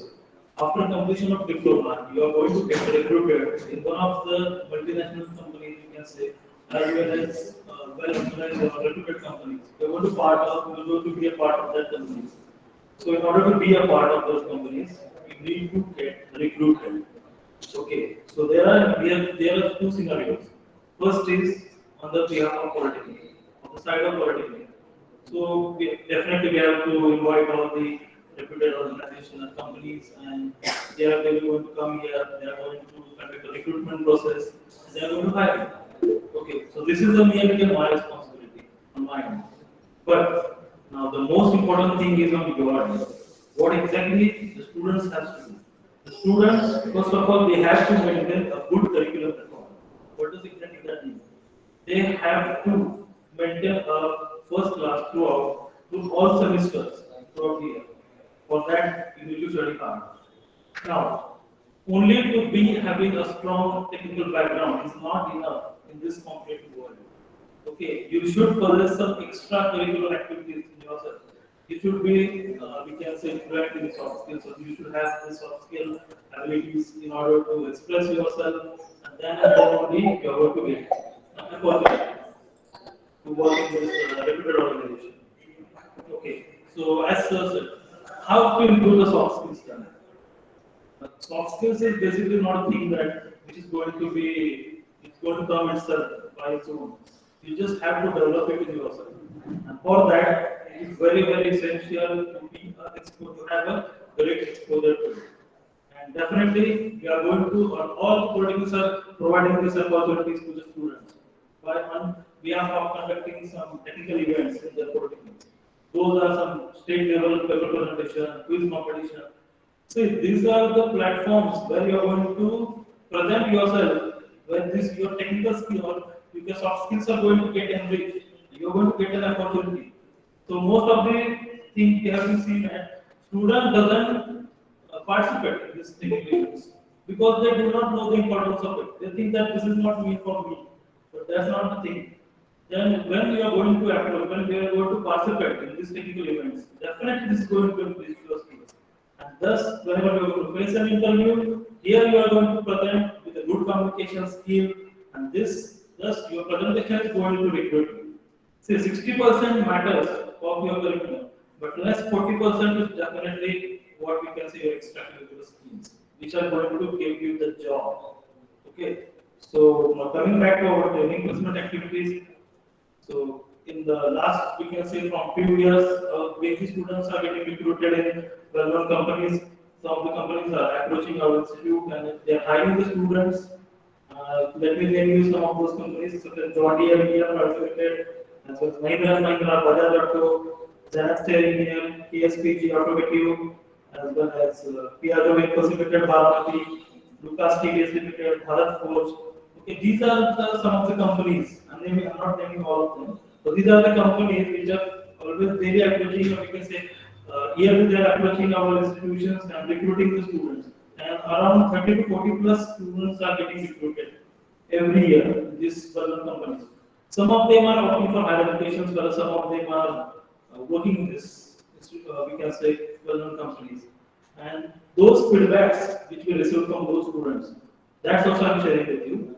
Some of the students said a feedback that yes, we are definitely technically sound enough, but here the problem we are facing is we are not able to communicate properly. So this is the weakness and lack of which the students are facing. The reason is that when you are given the opportunity to improve yourself, you are not taking it. So hence, it will be my humble request to all of you on behalf of the training placement officer, please take it seriously and participate in various technical activities. These are meant for you only, and hence the responsibility to bring you the job and to get you selected is mine. So I will do mine, and better you can focus on yours. Okay, so with these words, I would like to thank the organizing team to give me this opportunity to come here and interact with you. Thank you very much. Thank you, sir. Sir, I have given very nice information about training and placement. So, thank you again. जिथे जिथे दिसते पुस्तक तिथे भोळे म्हणत नसतं. जिथे पुस्तकांचा साठा तिथे समृद्धीचा नाही तोटा. वाचन करा हाच खरा ज्ञानाचा जरा. ग्रंथ हेच आपले गुरु वाचनासाठी हाती धरून. तर मी आता ग्रंथपाल गोयटे मॅडम यांना विनंती करते की त्यांनी ग्रंथालय या विषयाची माहिती विद्यार्थ्यांना सांगावी.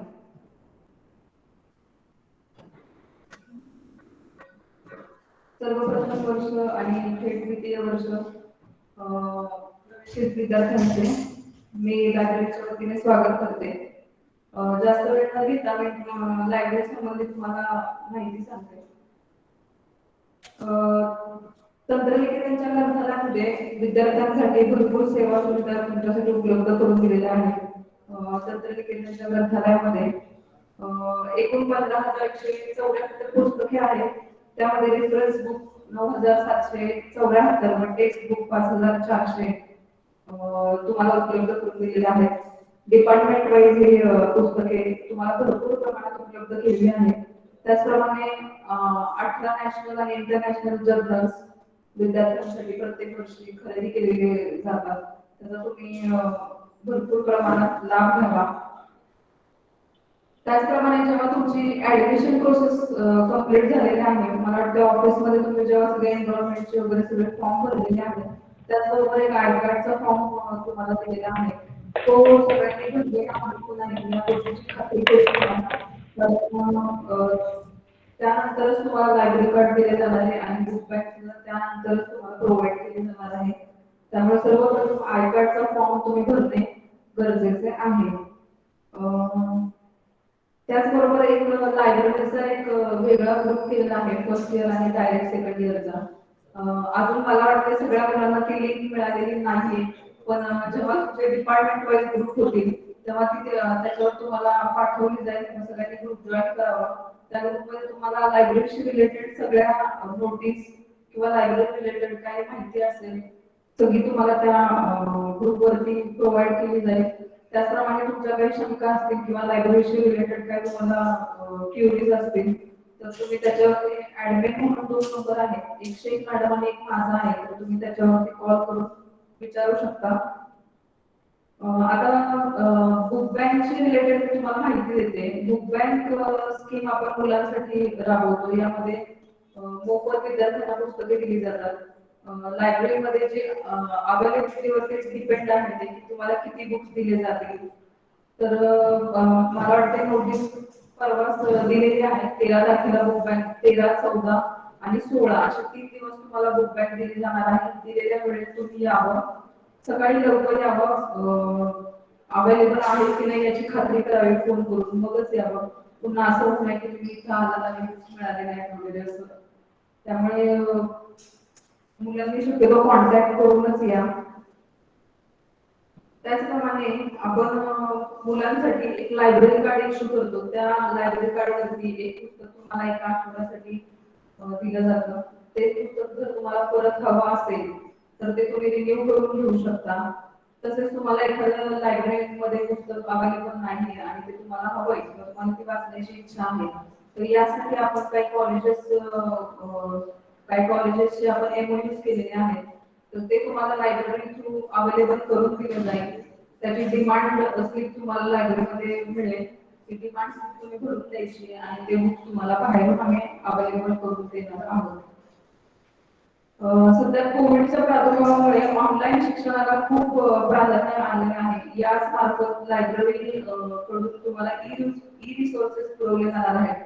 आय कार्डच्या फॉर्म मध्ये तुम्हाला ईमेल ऍड्रेस तुमच्याकडून भरून घेतलेला आहे. या ईमेल ऍड्रेस वरती तुम्हाला नॅशनल डिजिटल लायब्ररीची मेंबरशिप मिळून देणार आहोत. त्या जेव्हा आम्ही तुमचे तिथे ईमेल आयडी फिल करू तेव्हा तुम्हाला नॅशनल डिजिटल लायब्ररी कडून एक मेल येईल. त्या मेल वरून जी लिंक येईल तुम्हाला येईल त्या लिंक वरती क्लिक करून तुम्ही तुमचा इंडिव्हिज्युअल युजर आयडी आणि पासवर्ड क्रिएट करायचा आहे आणि त्याच्यावरती मोठ्या प्रमाणात तुम्हाला E journals, e books available करून दिलेले आहेत. तर त्याचा तुम्ही फायदा करून घ्यावा. त्याचप्रमाणे लायब्ररीचा एक वेब ओपॅक ही एक सुविधा आहे. तुम्हाला लायब्ररीच्या वेब ओपॅकची लिंक सुद्धा मी ग्रुपवरती पाठवेन. त्या ग्रुपवरती जी लिंक येईल त्या लिंक वरती जाऊन तुम्ही घरी बसून तुम्हाला लायब्ररीमध्ये कुठले पुस्तक आहे किंवा नाहीये हे तुम्ही त्याच्यावर सर्च करू शकता. त्यासाठी तुम्हाला लायब्ररीमध्ये यायची गरज नाहीये. कुठले कुठले बुक्स आपल्या लायब्ररीमध्ये अवेलेबल आहेत हे तुम्ही तिथे सर्च करून तुम्हाला मिळू शकते सगळी माहिती. आणखी काही तुमच्या शंका असतील तर तुम्ही फोन करून विचारू शकता कधीही. आणि फक्त आय कार्डची प्रोसेस तुम्ही लवकरात लवकर पूर्ण करा. आणि आय कार्ड पूर्ण झाल्याशिवाय तुम्हाला पुढचं काहीच लायब्ररीचे बेनिफिट्स मिळणार नाही. त्यामुळे ते तुम्ही एकदा कन्फर्म करा की फॉर्म तुम्ही भरून दिलेले आहेत किंवा नाही. एवढे बोलून मी सगळ्यांना शुभेच्छा देते पुढच्या वाटचालीस आणि आयोजकांचे आभार. त्यांनी मला इथे बोलण्याची संधी दिली. थँक्यू. धन्यवाद मॅडम. यानंतर गुगल मीटच्या द्वारे आपल्याशी कनेक्ट असलेले विद्यार्थी आणि पालक तर काही पालक आपल्याशी बोलण्यासाठी इच्छुक आहेत. तर मी सीओ कम्प्युटरमध्ये न्यूली ऍडमिटेड झालेला ईश्वर गायकवाड याची आई सुचिता गायकवाड यांना विनंती करते की त्यांनी आपले मनोगत व्यक्त करावे. आपला माईक अनम्यूट करून सुचिता गायकवाड मॅडम तुम्ही आपले हॅलो मॅडम. नमस्कार सर. Hello hello. नमस्कार सर. सर्व मान्यवरांना मी नवीन स्टुडंटना मी अभिनंदन करते त्यांचं पहिल्या वर्षी. आणि आपल्या कॉलेजला आपले कॉलेज हे कर्मवीर भाऊराव पाटलांचं कॉलेज आहे. याबद्दल आम्हाला खूप अभिमान आहे. आणि भाऊराव पाटलांनी जी शिक्षणाची जी मूल्य आणि तत्वे जी रुजवून दिलेली होती किंवा आहेत ती आपण आपल्या भावी पिढीला देऊ इच्छिता याबाबत आम्हाला खूप अभिमान वाटतो आणि आम्ही याबाबतीत खूप आनंदी आहोत. आणि कॉलेजला आणि मुलांना माझं एवढंच सांगणं आहे की आपलं कॉलेज हे नावाजलेलं कॉलेज आहे. त्यामुळे जे शिक्षक मी पाहिलं आहे की मी माझ्या मुलाचे सुद्धा लेक्चर अटेंड केलेले आहेत. खूप छान पद्धतीनं सेशन तुम्ही घेता आणि मुलांना खूप छान पद्धतीने देऊ करता. या बाबतीत मुलांनी सुद्धा खूप काही अचीव करून चांगले मार्गदर्शन करून घ्यायला हवे आहे. एवढंच माझं सांगणं आहे, मनोगत आहे. बोलण्याबद्दल संधी दिली त्याबद्दल आभार. Thank you sir madam. धन्यवाद सुनीता मॅडम. यानंतर इलेक्ट्रॉनिक्स अँड टेलिकम्युनिकेशन मध्ये ऍडमिटेड झालेली आर्या जाधवची आई विजया जाधव या आपल्या मनोगत व्यक्त करतील.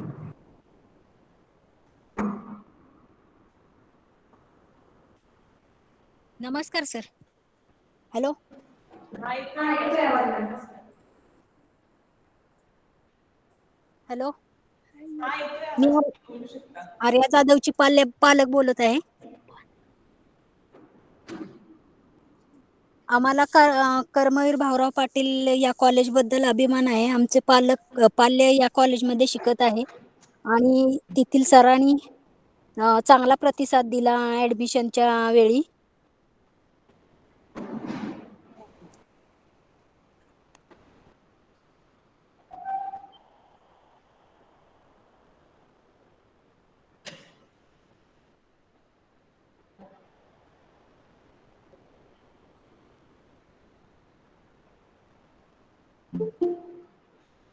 मॅडम तुमचा माईक बंद झालाय, माईक अनम्यूट करून बोला.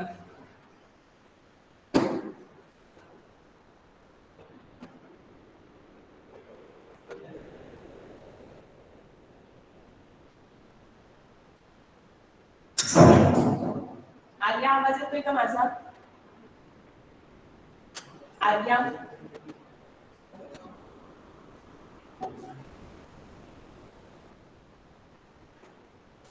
ओके, काही कारणास्तव विजया जाधव मॅडम आपल्याशी बोलू शकलेल्या नाही. तर तिसरा विद्यार्थी म्हणजे कम्प्युटर मध्ये ऍडमिटेड झालेली गायत्री कदम यांची आई दीपाली कदम यांना मी विनंती करते त्यांनी आपले मनोगत व्यक्त करावे.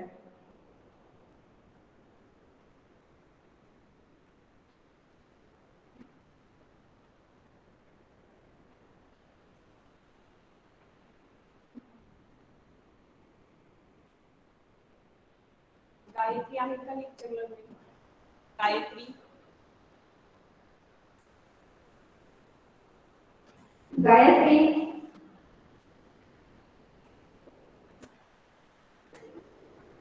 ओके, धन्यवाद. अजून कोण पालक बोलण्यासाठी इच्छुक असतील तर कृपया त्यांनी बोलावे.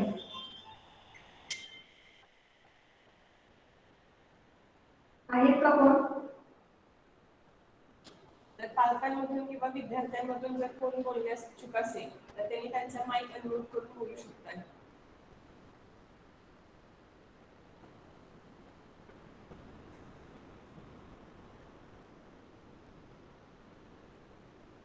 ओके, आता मी आपल्या महाविद्यालयाचे आदरणीय प्राचार्य डॉक्टर के.सी. शेख सर यांना विनंती करते की त्यांनी उपस्थित विद्यार्थी व पालकांना मार्गदर्शन करावे.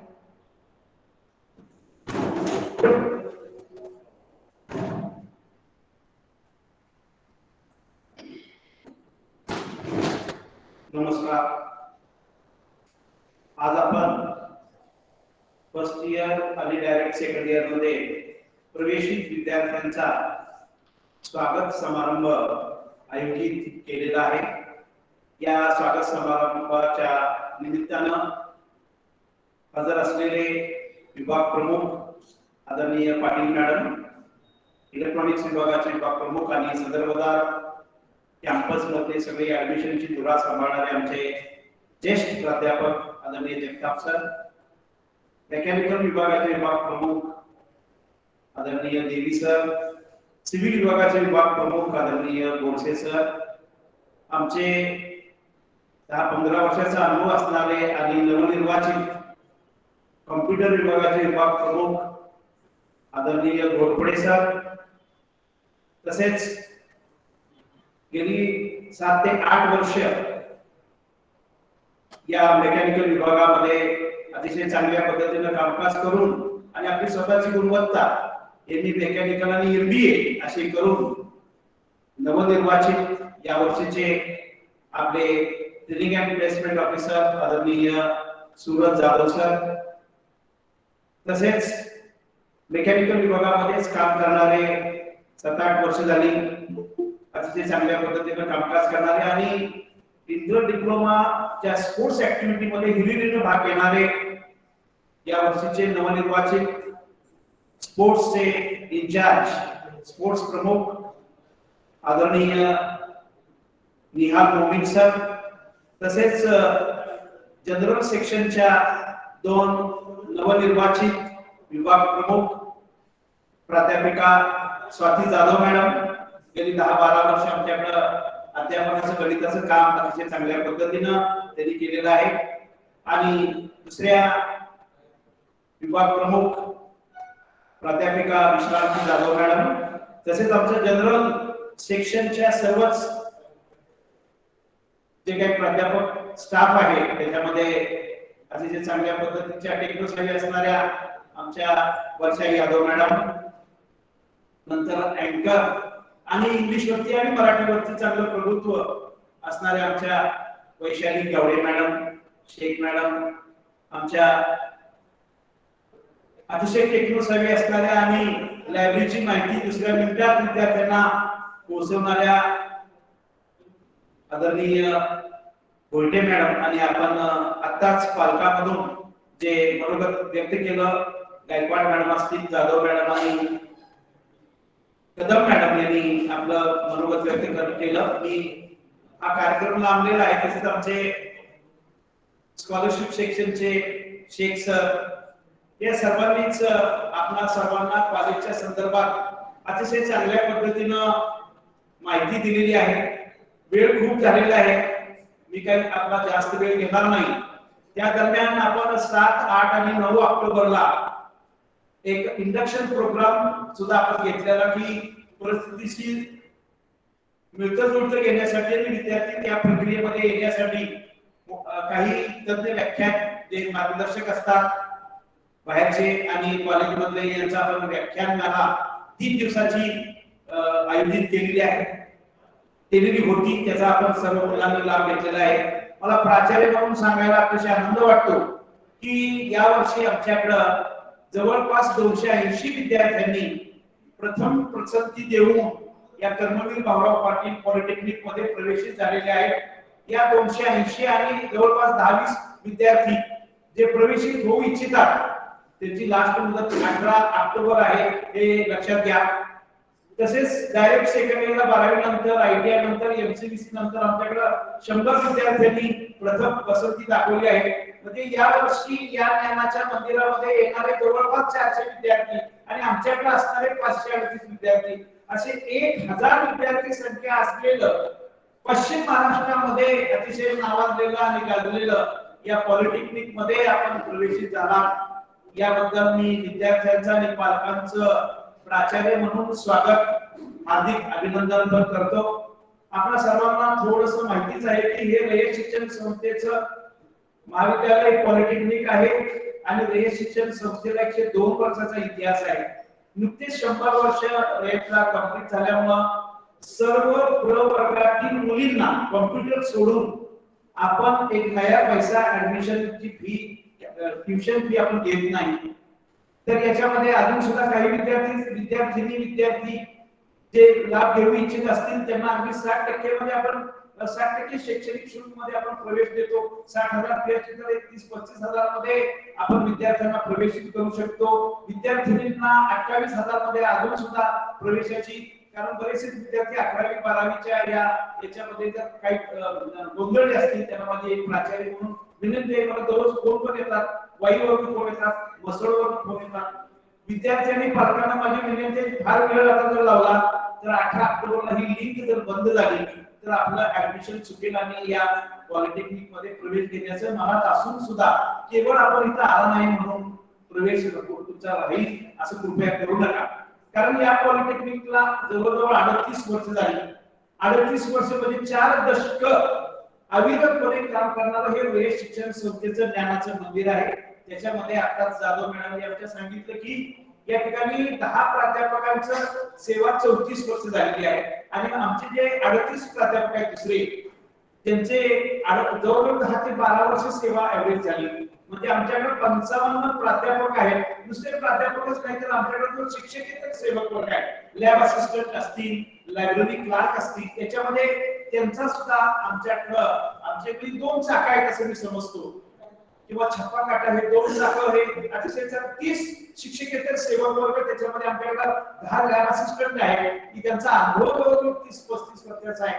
ते सुद्धा विद्यादानाचं कामकाज करून प्रॅक्टिकल सुद्धा चांगल्या पद्धतीनं येऊ शकतात. असं 80-85 लोक या ठिकाणी कामकाज आणि विद्यादानाचं हे कामकाज करत असतात.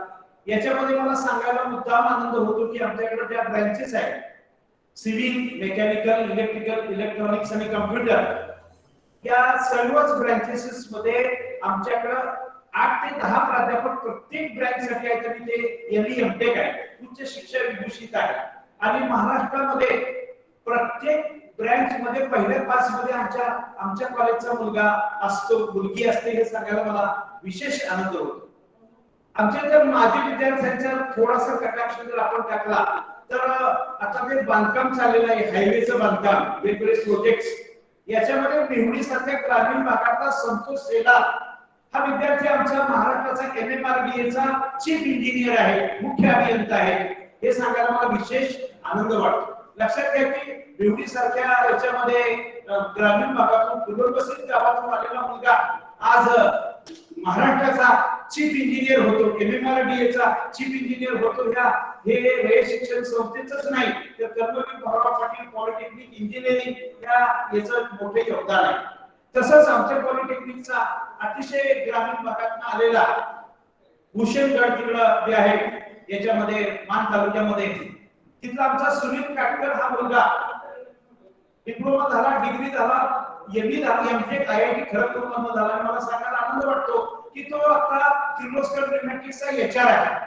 लक्षात घ्या, एकाला फक्त 2 शर्ट 2 पॅन्ट घेऊन आलेली मुलगा महाराष्ट्राच्या नव्हे भारतातल्या MNC कंपनीचा जर HR होतो सुनील काटकर, त्याचं मी नाव मुद्दाम सांगतो. ग्रामीण भागातून 2 शर्ट 2 पॅन्ट, दुसरं काय आणलं नाही त्यानं.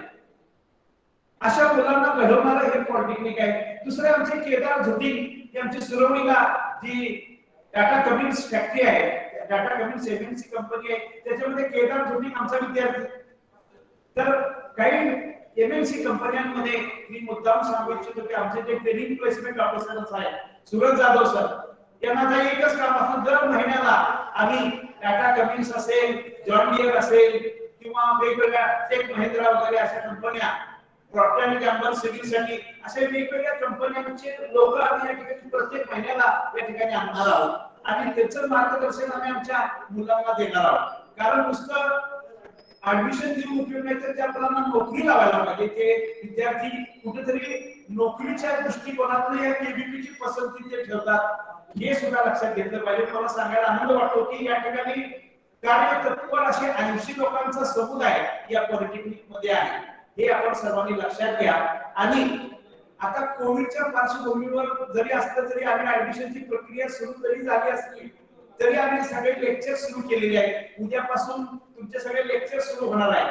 मला सांगायला थोडंसं आपल्याला एक निवेदन करू वाटते की सदर बाजार एरियामध्ये जे विद्यार्थ्यांनी प्रवेशित झाले त्यांनी एनरोलमेंट एक्झामिनेशन आणि तो फॉर्म भरणं गरजेचं आहे. 1-2 दिवस या ठिकाणी या प्रवेश तो परीक्षेचा फॉर्म भरा, कारण त्याची मुदत वगैरे थोडंसं हे असते, त्याचे फाईन वगैरे लागतात. तर हे ज्या कार्यवाही आहे, लायब्ररीचं कार्ड असेल, याच्यामध्ये काही तुम्हाला बॅग दिली जाणार आहे, तर हे सुद्धा तुम्ही प्रत्यक्ष आता या ठिकाणी आदरणीय उच्च आणि तंत्र शिक्षण मंत्र्यांनी आम्हाला सांगितलेलं आहे की 16 ऑक्टोबर नंतर महाविद्यालय, सगळीच महाविद्यालय ही ऑफलाईन पद्धतीने सुरू करण्याचा सरकारचा आणि शासनाचा मानस आहे.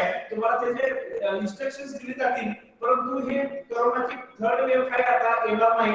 परमेश्वर कृपेनं उशिरात उशिरा 1 नोव्हेंबर पासून ऑफलाईन कॉलेजेस सुरू होणार आहेत. आपलं पॉलिटेक्निक सुद्धा ऑफलाईन सुरू होणार आहे. त्यासाठी बस सुविधा पण आहे. गावातील जे काही मुलं आहेत या ठिकाणी आम्ही 6 बसेस वेंडर केलेले आहेत. पालकांना मी सांगू इच्छितो की कुठल्याही मुलाला गाडी काही देऊ नका, टीव्हीएस स्कूटी पल्सर वगैरे देऊ नका. हायवेचा प्रवास असल्यामुळे ऍक्सिडेंटचं प्रमाण आहे, मुलांचा 15-16 वयोगट असतो, त्यामुळे कोणालाही गाडी देऊ नका. पालकांना माझी विनंती आहे, विद्यार्थ्यांना सुद्धा विनंती आहे. कारण माझा एक दोस्ताचा मुलगा जो कृषी अधिकारी आहे रमेश भोसले म्हणून, त्यांचा मुलगा मी डायरेक्ट सेकंड इयर डिप्लोमाला प्रवेशित केला आणि मला सांगायला दुःख वाटतं की तो परीक्षेच्या दिवशी गाडीमध्ये जोरात येत होता, तो ऍक्सिडेंट झाला आमच्या कॉलेज समोर. मी माहिती घालतोय असं नाही बाळांनो, कारण तुम्ही आमची मुलं गाडी घोडत असलं काही घेऊ नका. 6 बसेस या ठिकाणी आम्ही उपलब्ध केलेल्या आहेत. जे परगावची मुलं आहेत, परगावची मुलं जे काही बिडनीचे असतील, फलटणचे असतील, खटावचे असतील, गोरखवडीचे असतील, मसकडचे असतील, त्यांना सुद्धा आम्ही रामनगर वरे या एरियामध्ये आमचे बनसोडे सर आहेत, या ठिकाणी आम्ही काही वेंडर्स किंवा आम्ही बनसोडे सर त्याचं सगळं बघणार आहे. म्हणजे त्यांची राहण्याची व्यवस्था सुद्धा आम्ही चांगल्या पद्धतीने करणार आहोत. ऑफलाईन कॉलेज सुरू झाल्यानंतर सगळे शिष्यवृत्तीचे फॉर्म सुद्धा आपल्याला ऑफलाईन भरायचे आहे.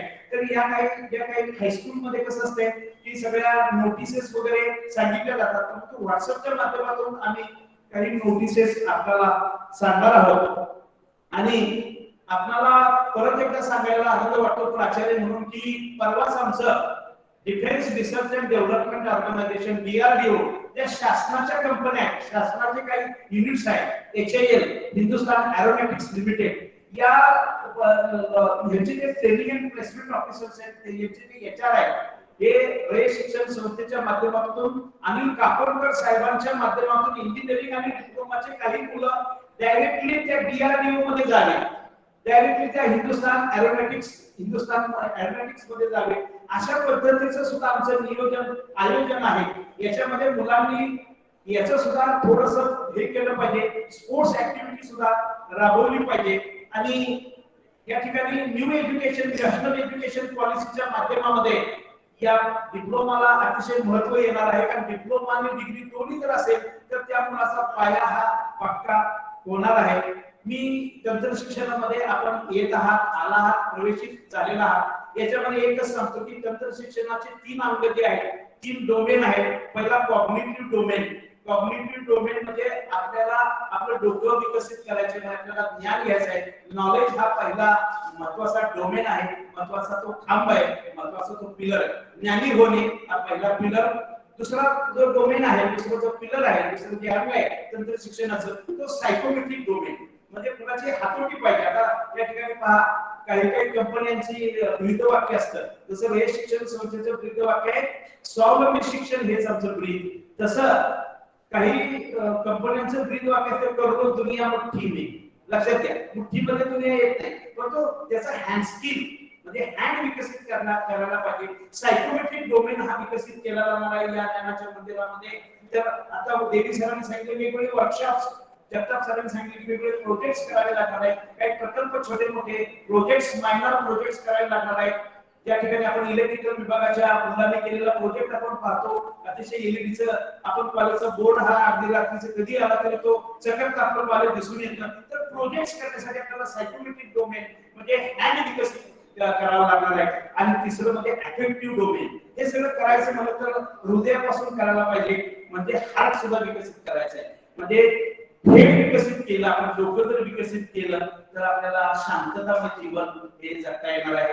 जर आपला हँड विकसित केला तर आपल्याला भरभराट येईल आपल्या जीवनामध्ये. मी काही तांत्रिक नाही, परंतु प्रॉस्पेरियस लाईफ जर आपल्याला जगायचं असेल तर हँड विकसित करायला पाहिजे. आणि आपल्या जीवनामध्ये आनंदी राहायचं असेल, एक चांगल्या पद्धतीचा भारताचा चांगला नागरिक बनायचा असेल तर आपलं हार्ट विकसित करून, अफेक्टिव्ह डोमेन विकसित करून हॅपीनेस आपल्याला आला पाहिजे. या पॉलिटेक्निक मधून जात असताना तुम्ही 3 गोष्टी बरोबर घेऊन जाणार आहे याची मी गॅरंटी देतो. पहिलं म्हणजे आपण शांततामय जीवन जगण्याचा कानमंत्र आमच्या शिक्षकांच्याकडून घेऊन जाल. पीसफुल लाईफ आपण जगाल. आपण प्रॉस्पेरियस असाल. तू कुठला आहेस? केबीपीचा आहेस का? पहिलं बाजूला बोल असं बोल. तू केबीपीचा आहेस का? हे इकडं अलीकडे म्हणणारा तुमचं एक स्थान समाजामध्ये निर्माण करण्याचं कामकाज माझे शिक्षकेतर सेवक वगैरे नक्कीच करतील. म्हणजे आपल्याला आपलं जीवन शांततामय जगता येईल, पीस मिळेल. शांततामय जगा, prosperity, you should be prosperous. मी सांगितलं की केबीपीचे लोक भारतभर आहेत, कारण 40 वर्ष झालं हे ज्ञानदानाचं काम चाललंय आणि आपलं जीवन हे सुखकर होईल या संदर्भातल्या एमएसबीटीच्या ज्या काही ऍक्टिव्हिटीज आहेत, डीटीच्या ऍक्टिव्हिटीज या आपल्याला सांगितल्या जातील. वेळ भरपूर झालेला आहे, परंतु मी प्राचार्य म्हणून आपल्या सर्वांना पालकांना धन्यवाद देतो की आज government polytechnic Karad, government polytechnic Kolhapur, government polytechnic Ratnagiri हे पश्चिम महाराष्ट्राचे जे शासकीय संस्था आहेत, या शासकीय संस्थेच्या बरोबरीनं आमच्या रयत शिक्षण संस्थेच्या या ज्ञानाच्या मंदिरावरती विद्यार्थ्यांनी आणि पालकांनी जो विश्वास टाकलेला आहे, प्रवेशित झालेली माझी मुलं आहेत, हे नक्कीच विश्वास आम्ही शांत करण्याचा एक मानस माझे प्राध्यापक मित्र, माझे विभाग प्रमुख, माझे सर्वच इथला जो एक 80-85 लोकांचा समुदाय आहे, हा समुदाय निश्चितपणे तुम्हाला एक चांगलं काहीतरी एक सुजाण आणि चांगला नागरिक बनवेल याची मी ग्वाही देतो. जाता जाता फक्त एकच सांगतो की कर्म तुम्हारे अच्छे हो, कर्म तुम्हारे अच्छे हो तो किस्मत तुम्हारी दासी है. चांगलं करायचं ठरवलं तर यश मिळतेच. कर्म तुम्हारे अच्छे हो तो किस्मत तुम्हारी दासी है. नियत तुम्हारी साफ हो. नाही मला आता फिजिक्स वाचायचं आहे, मला केमिस्ट्री करायचं आहे, मला अप्लाइड मेकॅनिक्स बघायचं आहे, मला ग्राफिक्स वाचायचं आहे, मला आयसीटी बघायचं आहे. नियत तुम्हारी साफ हो तो घर में काबा काशी है. कुठल्या ट्युशन लावायची गरज नाही, कारण आमच्याकडे भरपूर फॅकल्टी मेंबर्स हे स्वतः उच्च शिक्षक घोषित आहेत. 11-12 महागड्या ट्युशन लावू नये म्हणून पालकांनी केबीपीची निवड केलेली आहे बाळांना. तेव्हा आमच्या शिक्षकांना त्रास द्या, आमच्या शिक्षकेतर कर्मचाऱ्यांना त्रास द्या, त्यांच्याकडून ज्ञानाचं विकलन हे व्हाय असं सारखं चौकस बुद्धी ठेवा. आणि एकच सांगतो कि हम वहां पे खड़े होना चाहिए, लाईफ वहां से शुरू होती है. म्हणजे तुमचं जर स्क्रुटिनी केलं तर केबीपीचा पोरगा पहिला असला पाहिजे. आणि जाता जाता एकच सांगतो, मेहनत कच्ची हो, मेहनत कच्ची हो तो टूट जाती है. अभ्यासच केला नाही तर जमणार नाही. मेहनत अच्छी हो, चांगली मेहनत केली तो रंग लाती है. लेकिन मेहनत अगर केबीपी के टीचर और स्टूडेंट जैसी हो तो इतिहास बनाती है, इतिहास बनाती है. आपण सर्वजण या केबीपी पॉलिटेक्निक मध्ये प्रवेश घेऊन एक चांगल्या पद्धतीचा इतिहास या ठिकाणी रचला जावा. ही 38वी बॅच आहे आणि मला सांगायला असंही वाटतं की तुमचं ज्यावेळेला ह्याचं शिक्षण पूर्ण झालेलं असेल, म्हणजे 3ऱ्या वर्षी आमचे 10 प्राध्यापक कोणच नसतील, हे 40 प्राध्यापक ते आहेत या ठिकाणी. तेच ज्ञानदानाचं चांगलं कामकाज करतील. आम्ही सुद्धा आम्हाला आनंद वाटतो की this is the last batch whose completion we are going to make. म्हणजे आम्ही पहिली पिढी घडवली. तुमचे वडील सुद्धा आमचे विद्यार्थी आहेत, तुमची आई सुद्धा आमचे विद्यार्थी असेल, डिप्लोमाला असेल तर या ठिकाणी आपण चांगल्या पद्धतीने आपलं कामकाज करा. तुम्हाला परत एकदा शुभेच्छा देतो आणि थांबतो. जय हिंद, जय कर्मवीर. सरांनी आपल्याला खूप छान माहिती दिली. धन्यवाद. निबंध लिहून पूर्ण झालाय, आता फक्त पूर्णविराम द्यायचा बाकी. पण पूर्णविरामाचे महत्व अनन्यसाधारण आहे, कारण पूर्णविराम दिला नाही तर कार्यक्रम पूर्ण होणार नाही व कार्यक्रमाचा पूर्णविराम म्हणजे आभार प्रदर्शन होय. तर मी जनरल विभागाच्या विभाग प्रमुखा प्राध्यापक विश्वासी जाधव यांना विनंती करते की त्यांनी आभार प्रदर्शन करावे.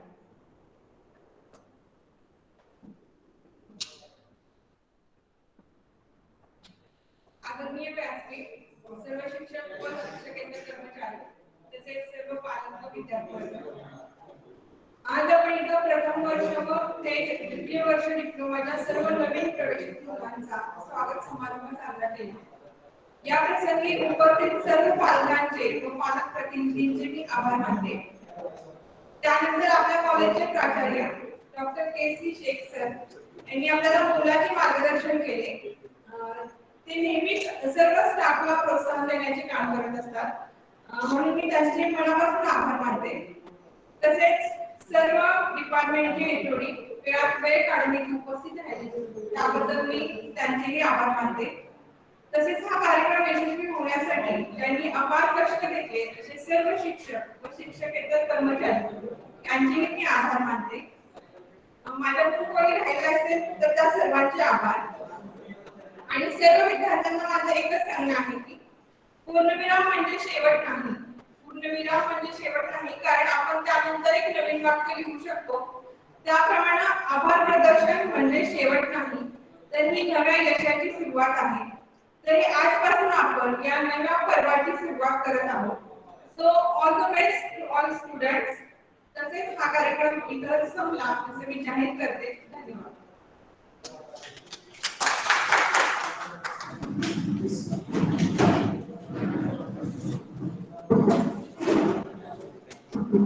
मॅडम आता जेवण करून मग घ्या हलवा.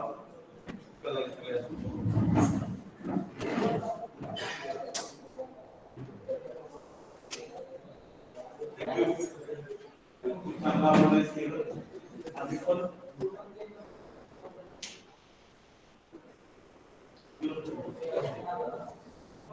जेवण करा.